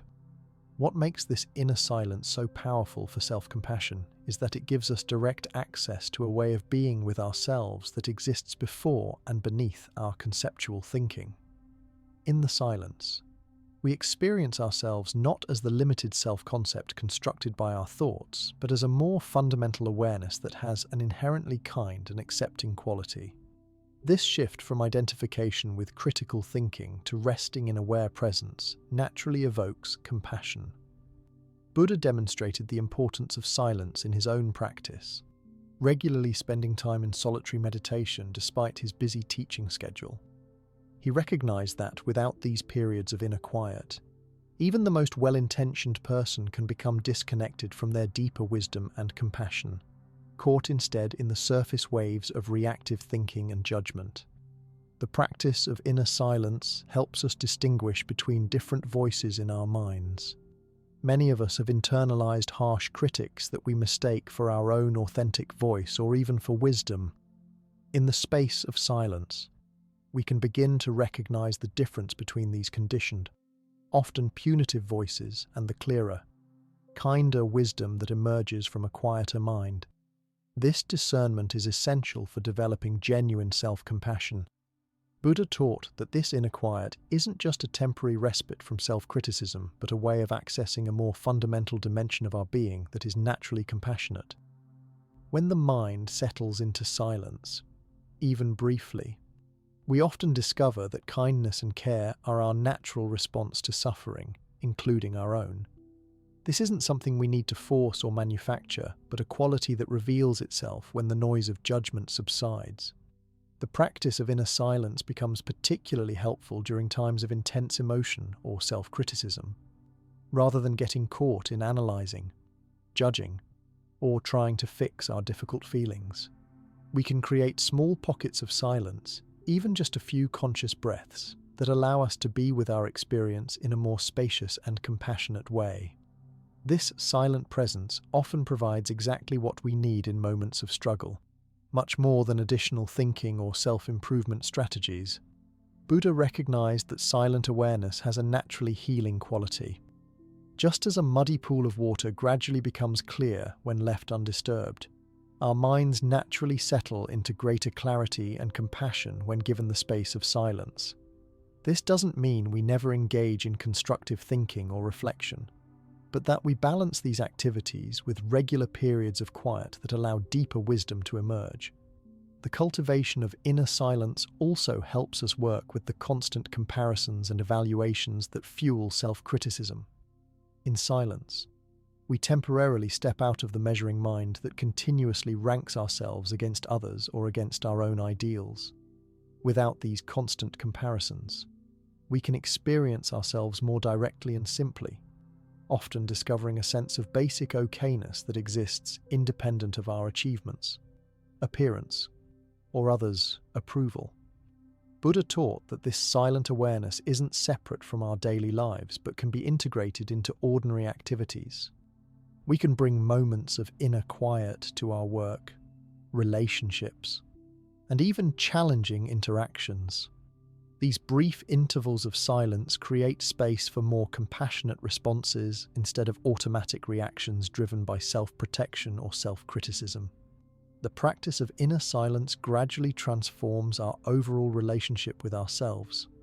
Instead of being completely identified with every thought and emotion that arises, we develop the capacity to hold our experience in a larger, more compassionate awareness. This creates a profound shift from relating to ourselves primarily through thinking to relating to ourselves through an embodied, caring presence that includes but isn't limited to conceptual understanding. This silent, compassionate awareness becomes a refuge we can return to whenever self-criticism or difficult emotions arise. Rather than being completely at the mercy of our thoughts, we recognize that we always have access to this deeper dimension of being that is naturally kind and spacious. With practice, we learn to rest more frequently in this silence, allowing its inherent compassion to gradually permeate our entire relationship with ourselves. This silent, compassionate awareness that we cultivate through inner quiet provides a powerful foundation for addressing some of the most challenging emotional states that prevent self-compassion: shame and guilt. Buddha offered specific teachings for working with these difficult emotions, transforming them from debilitating burdens into catalysts for growth and healing. Shame and guilt are nearly universal human experiences, yet they're often misunderstood and mishandled in ways that create unnecessary suffering. Buddha distinguished between healthy forms of regret that motivate positive change and toxic forms of shame and guilt that keep us trapped in self-punishment and self-rejection. This distinction is crucial for developing genuine self-compassion. Healthy regret acknowledges that we've acted in ways that caused harm and motivates us to make amends and choose differently in the future. It focuses on behavior rather than identity, recognizing I did something harmful rather than I am bad. This healthy regret actually supports our growth and well-being, helping us align our actions more closely with our deeper values. In contrast, toxic shame attacks our very sense of self, suggesting there's something fundamentally wrong or defective about who we are. It declares, I am bad rather than I did something harmful. Buddha recognized that this toxic shame doesn't promote positive change, but actually hinders it, leaving us feeling hopeless about the possibility of transformation or unwilling to even look honestly at our patterns because the pain of shame is so intense. Buddha taught specific approaches for working with shame and guilt that neither deny responsibility for harmful actions nor trap us in self-condemnation. The first step involves bringing mindful awareness to the actual experience of shame or guilt in the body and mind. Where do we feel it physically? What thoughts accompany it? What beliefs about ourselves does it reflect? This non-judgmental awareness itself begins to transform our relationship with these difficult emotions. Once we've acknowledged the presence of shame or guilt, Buddha suggested investigating the underlying beliefs that fuel these emotions. Many of us carry deeply held convictions that we are inherently flawed, unworthy, or unlovable. These core beliefs often develop early in life through experiences of criticism, rejection, or conditional approval. By bringing these beliefs into conscious awareness, we can begin to question their accuracy and recognize their conditioned nature. Buddha taught that shame and guilt often arise from a misunderstanding of our fundamental nature. When we believe we are inherently defective or bad, we misperceive reality in a fundamental way. The Buddhist perspective suggests that harmful actions arise not from an inherently flawed self, but from ignorance, confusion, and unprocessed pain. Our basic nature remains intact and whole even when our actions are unskillful. This understanding doesn't absolve us of responsibility for our actions, but places that responsibility in a larger, more compassionate context. We can acknowledge the harm we've caused while also recognizing the conditions that contributed to our unskillful choices. Perhaps we were acting from unhealed trauma, limited understanding, overwhelming stress, or patterns we learned in childhood. This broader perspective allows us to take responsibility without falling into shame's trap of self-condemnation. Buddha offered specific practices for working with shame and guilt, including the traditional recollection of our fundamental goodness or Buddha nature. This practice reminds us that beneath our conditioned patterns and unskillful behaviors lies an intrinsic capacity for awareness, kindness, and clarity. Regular contemplation of this inherent potential helps counteract shame's message that we are fundamentally flawed or defective. Another powerful practice Buddha taught for working with shame involves bringing compassionate awareness to the parts of ourselves we've rejected or tried to disown. Many of us maintain a divided relationship with ourselves, embracing the aspects we deem good while rejecting or hiding the bad parts. This internal fragmentation creates ongoing suffering and prevents genuine self-compassion. By gently acknowledging and including the aspects of ourselves we've previously rejected, we begin to heal this painful division. Buddha also emphasized the importance of wise confession in working with guilt and shame. When we've acted harmfully, openly acknowledging our actions to ourselves, those we've harmed when appropriate, or trusted spiritual friends can be profoundly healing. This honest acknowledgement, coupled with sincere remorse and a commitment to act differently in the future, allows us to process guilt in a healthy way without getting stuck in toxic shame. The Buddha recognized that we often judge ourselves much more harshly than we would judge others who've made similar mistakes. He taught practices of equanimity and common humanity to counter this tendency. by reflecting on how we would respond to a good friend who had acted as we did, or by remembering that all humans make mistakes as part of our learning process. We can bring more balance and kindness to our self-evaluation. One of the most powerful antidotes to shame that Buddha offered is the understanding that we are not fixed, static entities but processes in constant flux and development. This connects to the teaching of non-self, anatta, and impermanence, anicca, we've explored earlier.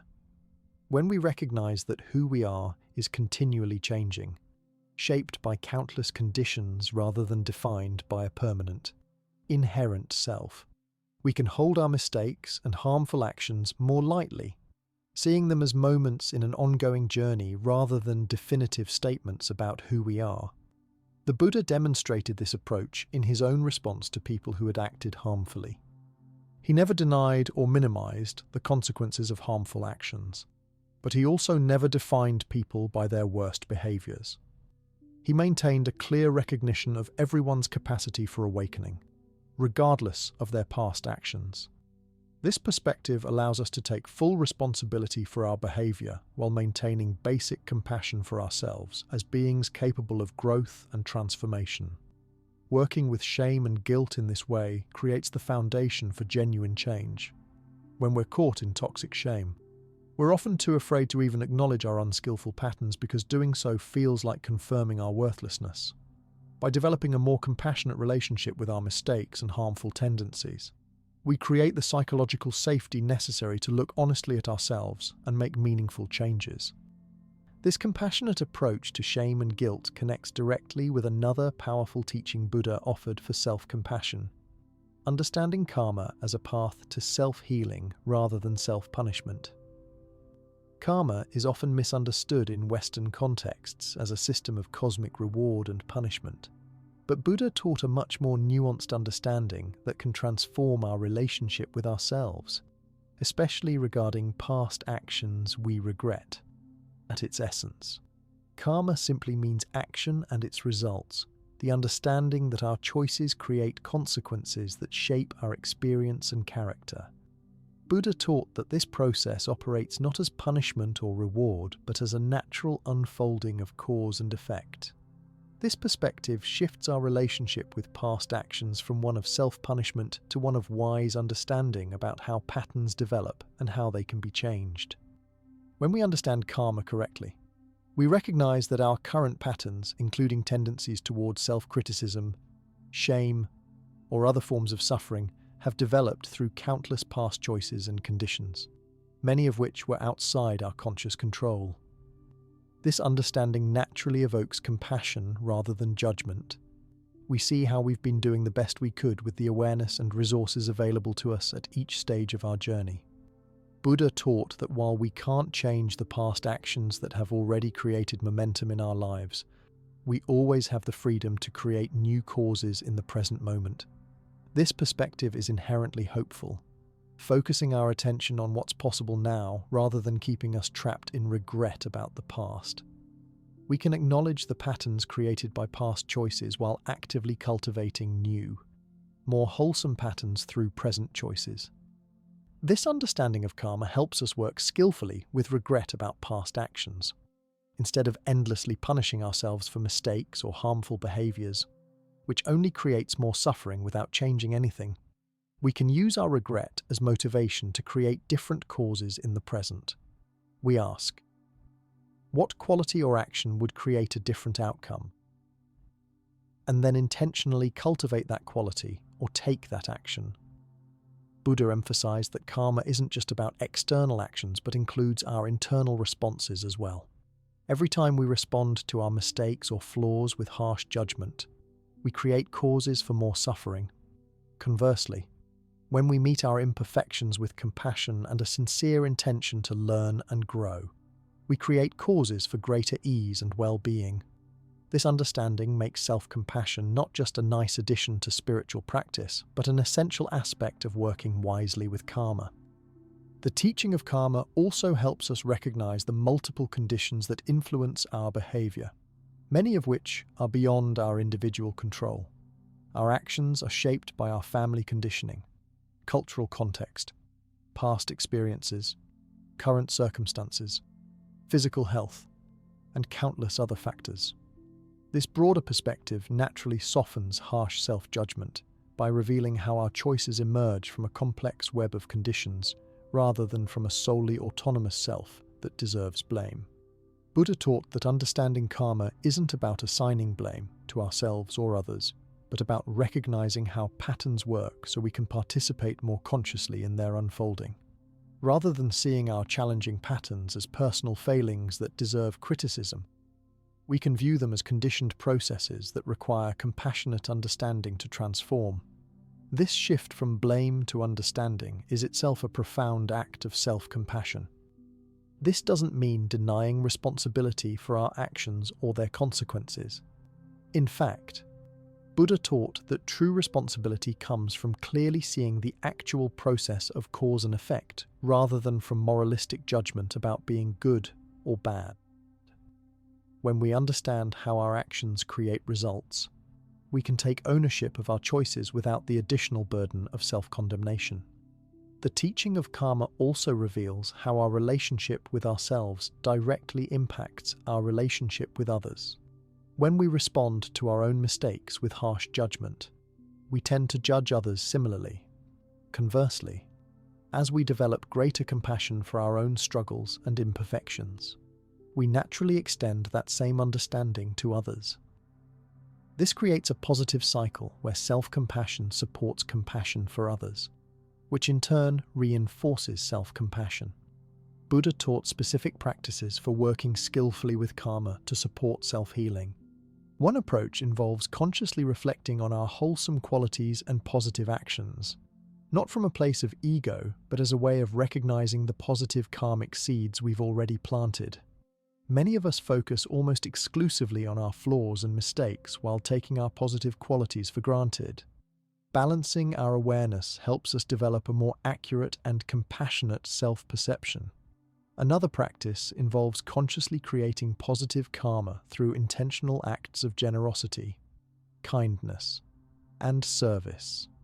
When we're caught in shame or self-criticism, taking concrete actions to benefit others can shift our perspective and remind us of our capacity for positive contribution. These actions create immediate positive karma in the form of greater well-being and connection, while also planting seeds for future positive experiences. Buddha also taught practices of purification for working with the karma of past actions we regret. These aren't about magical erasure of consequences, but about transforming our relationship with past actions through honest acknowledgement, sincere remorse, making amends when possible, committing to act differently in the future, and engaging in positive actions that strengthen wholesome qualities. This process helps us metabolize regret in a way that promotes healing rather than continued suffering. Understanding karma in this way empowers us to participate actively in our own healing. Rather than seeing ourselves as victims of unchangeable fate or irredeemable past mistakes, we recognize our capacity to create new causes and conditions through present choices. This perspective fosters a sense of agency and hope, even when working with deeply ingrained patterns or significant regrets about the past. This understanding of karma as a path to healing rather than self-punishment naturally deepens our exploration of another profound teaching Buddha offered for self-compassion: how the wisdom of non-self, anatta, can help dissolve patterns of self-hatred. While we touched briefly on non-self earlier, Buddha showed that this insight, when fully understood and experienced, serves as perhaps the most powerful antidote to the deep-rooted patterns of self-aversion many of us struggle with. Self-hatred is a particularly painful form of suffering that affects many people, sometimes operating at such a deep level that it feels like an inherent part of who we are rather than a conditioned pattern. Buddha recognized this suffering and pointed to a surprising but profound solution: the recognition that the self we hate doesn't actually exist in the way we believe it does. This doesn't mean we don't exist at all, obviously. We have bodies, thoughts, feelings, and experiences. Rather, Buddha pointed out that what we call self is not a fixed, independent entity, but a dynamic process made up of constantly changing components that arise in dependence on countless conditions. When we look carefully for a permanent, separate self that could be the object of hatred, we simply can't find one. This insight directly challenges the foundation of self-hatred. Self-aversion requires both a self that hates and a self that is hated, a subject and an object. But what happens when we examine this process closely? We discover that both the hating and the hated are temporary constructions rather than solid realities. The thoughts of self-hatred arise and pass. The qualities we hate in ourselves change over time. Even our sense of who we are shifts constantly depending on context and conditions. Buddha invited us to investigate this process directly through meditation and mindfulness.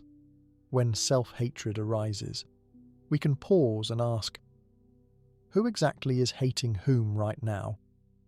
As we look closely, we often discover that the self we're hating is actually a mental image or concept, perhaps a memory of a past mistake, a perceived flaw, or a comparison with an idealized version of how we think we should be. None of these mental constructs captures the full reality of our ever-changing, interdependent nature. This investigation doesn't deny our conventional sense of self or our lived experience. We still use names, have responsibilities, and make choices. Buddha taught that we can maintain this practical, conventional sense of identity while simultaneously recognizing its constructed, dependent nature.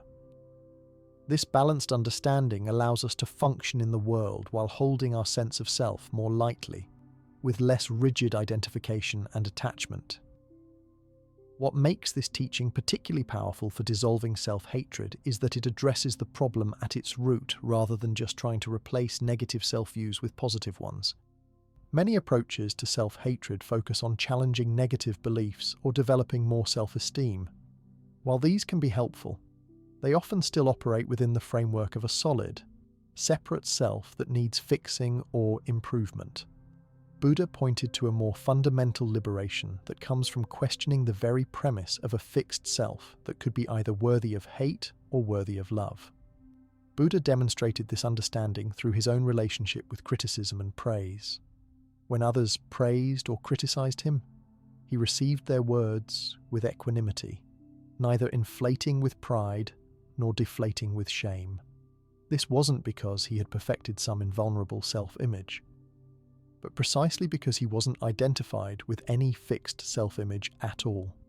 He recognized praise and blame as conditions arising and passing, without solidifying them into statements about a permanent self.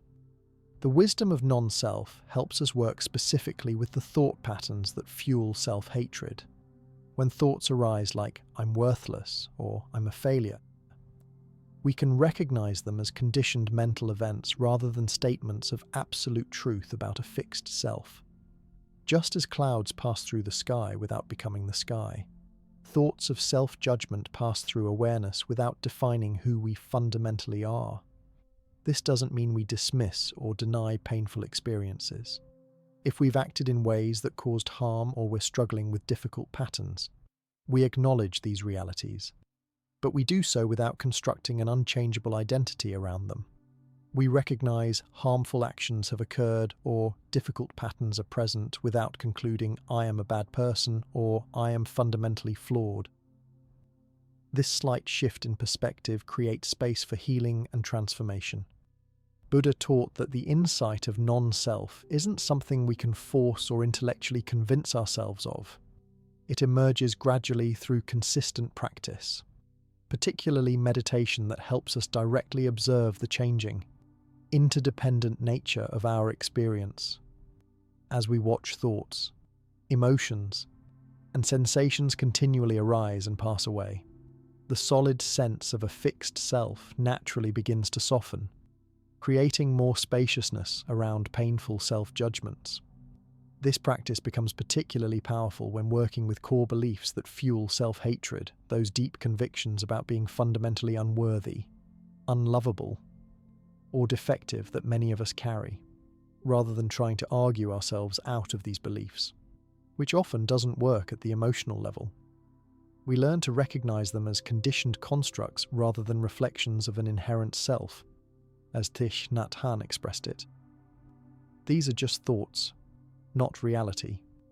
The wisdom of non-self also helps us recognize how our sense of self is shaped by countless influences beyond our individual control, our family dynamics, cultural messages, past experiences, and even collective histories. This broader perspective naturally evokes compassion.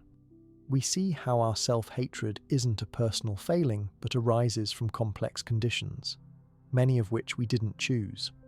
This understanding doesn't absolve us of responsibility for healing, but frames that healing in a more compassionate and realistic context. Buddha emphasized that this insight isn't about creating a new, improved self-concept, but about holding all self-concepts more lightly. Many spiritual practitioners fall into the trap of trying to construct a spiritual identity that's just another form of rigid self-definition. The true liberation comes not from having a better self-concept, but from the freedom to engage with life without being confined by any fixed identity, positive or negative. This doesn't mean we become indifferent or lose our ethical compass. Paradoxically, when we're less identified with a rigid self that needs constant defense and promotion, we're more able to act with genuine care for all beings, including the changing process we conventionally call myself. Our actions become motivated more by wisdom and compassion than by the need to prove our worth or avoid shame. The wisdom of non-self reveals that our deepest nature isn't defined by the changing contents of our experience, our thoughts, emotions, or circumstances, but is the open, clear awareness that knows these experiences. This awareness itself has no fixed characteristics to praise or condemn, it simply knows what arises. Recognizing this dimension of our being provides a refuge from the tyranny of self-hatred, revealing a fundamental okayness that doesn't depend on any particular qualities or achievements.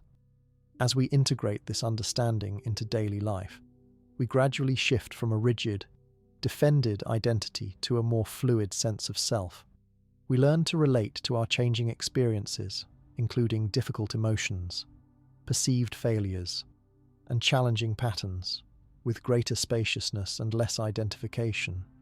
This doesn't happen overnight, but through consistent practice.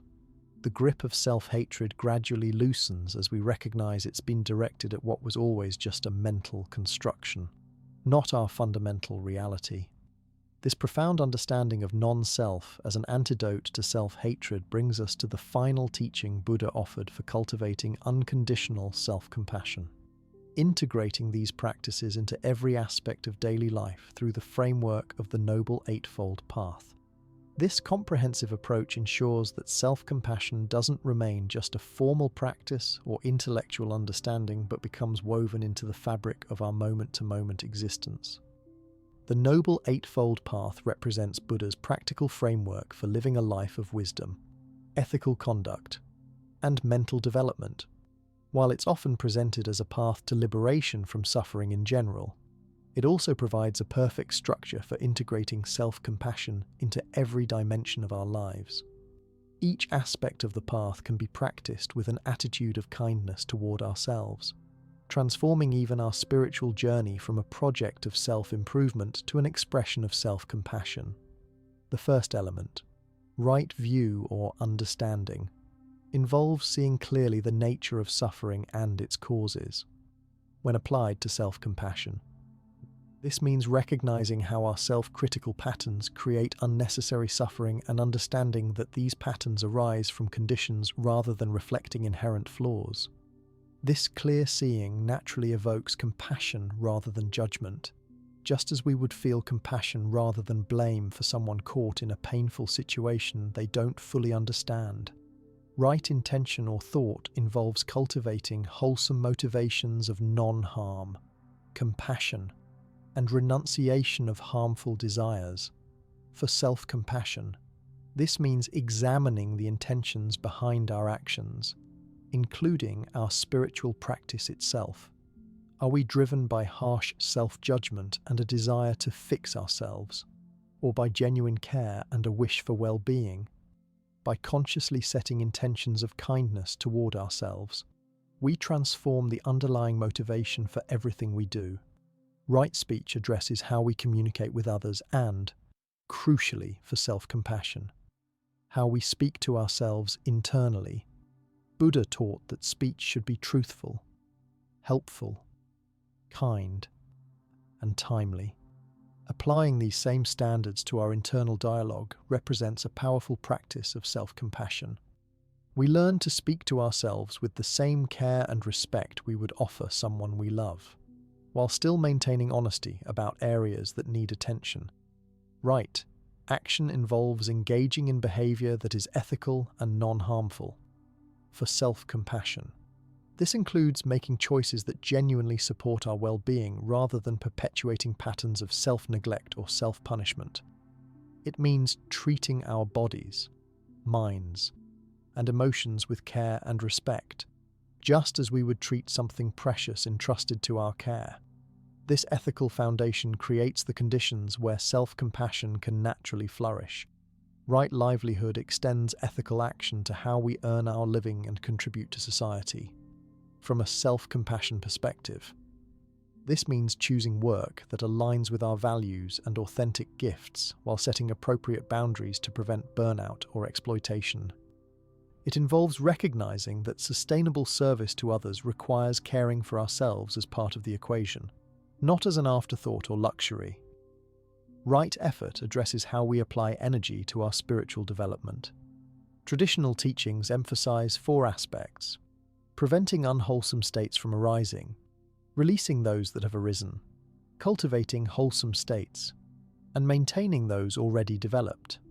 For self-compassion, this means directing our energy toward recognizing and gradually transforming patterns of self-criticism while cultivating attitudes of kindness and acceptance toward ourselves. Crucially, we do this with an attitude of gentle persistence rather than harsh forcing.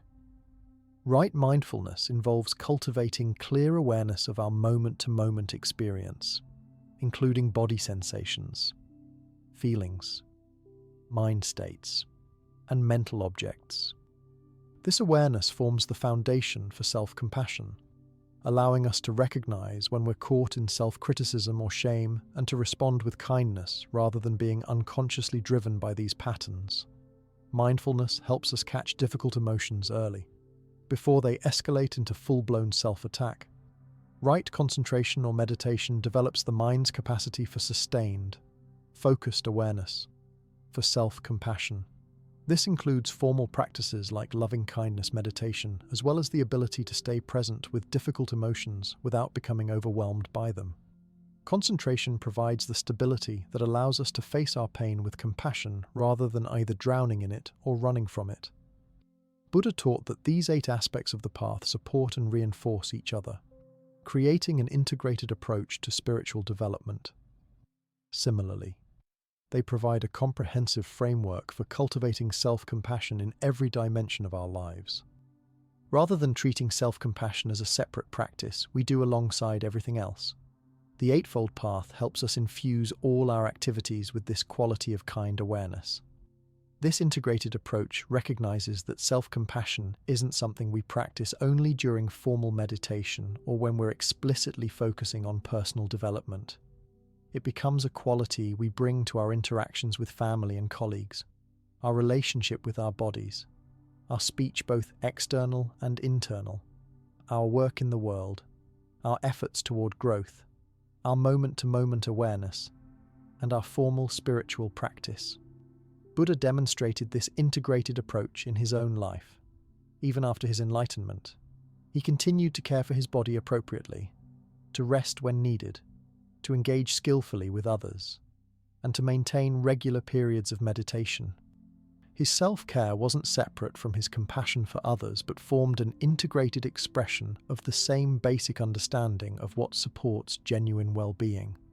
The Eightfold Path also helps us navigate the common challenges and misconceptions that arise in developing self-compassion. For example, Many people worry that self-compassion might lead to complacency or self-indulgence. The ethical framework of right action and right livelihood ensures that genuine self-compassion includes appropriate responsibility and discipline, while right effort helps us distinguish between compassionate acceptance and passive resignation. Similarly, some spiritual practitioners worry that focusing on self-compassion might be selfish or distract from caring for others. The integrated approach of the Eightfold Path reveals how self-compassion and compassion for others are not separate endeavors but complementary aspects of the same understanding. Right intention ensures that our practice includes care for all beings, including ourselves, while right understanding helps us recognize the interconnected nature of all suffering and all healing. By using the Eightfold Path as a framework for integrating self-compassion into daily life, we ensure that this quality gradually permeates every aspect of our experience. Rather than compartmentalizing self-compassion as something we practice only in certain contexts or when we're feeling particularly vulnerable, it becomes our default orientation to life, a natural expression of wisdom that recognizes the shared humanity in all suffering and responds with kindness rather than judgment. This integrated approach also helps sustain our practice over time. Self-compassion isn't something we perfect once and for all, but an ongoing process of recognizing when we've fallen into old patterns of self-judgment and gently returning to a more compassionate perspective. The comprehensive nature of the Eightfold Path supports this continuous process of remembering and returning, embedding self-compassion in the very structure of how we live and practice. Through this integrated approach, Buddha's teachings on unconditional self-compassion become not just a collection of techniques or ideas, but a comprehensive path of transformation that addresses every dimension of our human experience. We discover that self-compassion isn't something we need to constantly strive for or achieve, but our natural way of being when we see clearly and respond wisely to the reality of our human condition. This discovery doesn't separate us from others, but connects us more deeply to all beings who share the universal longing to be happy and free from suffering.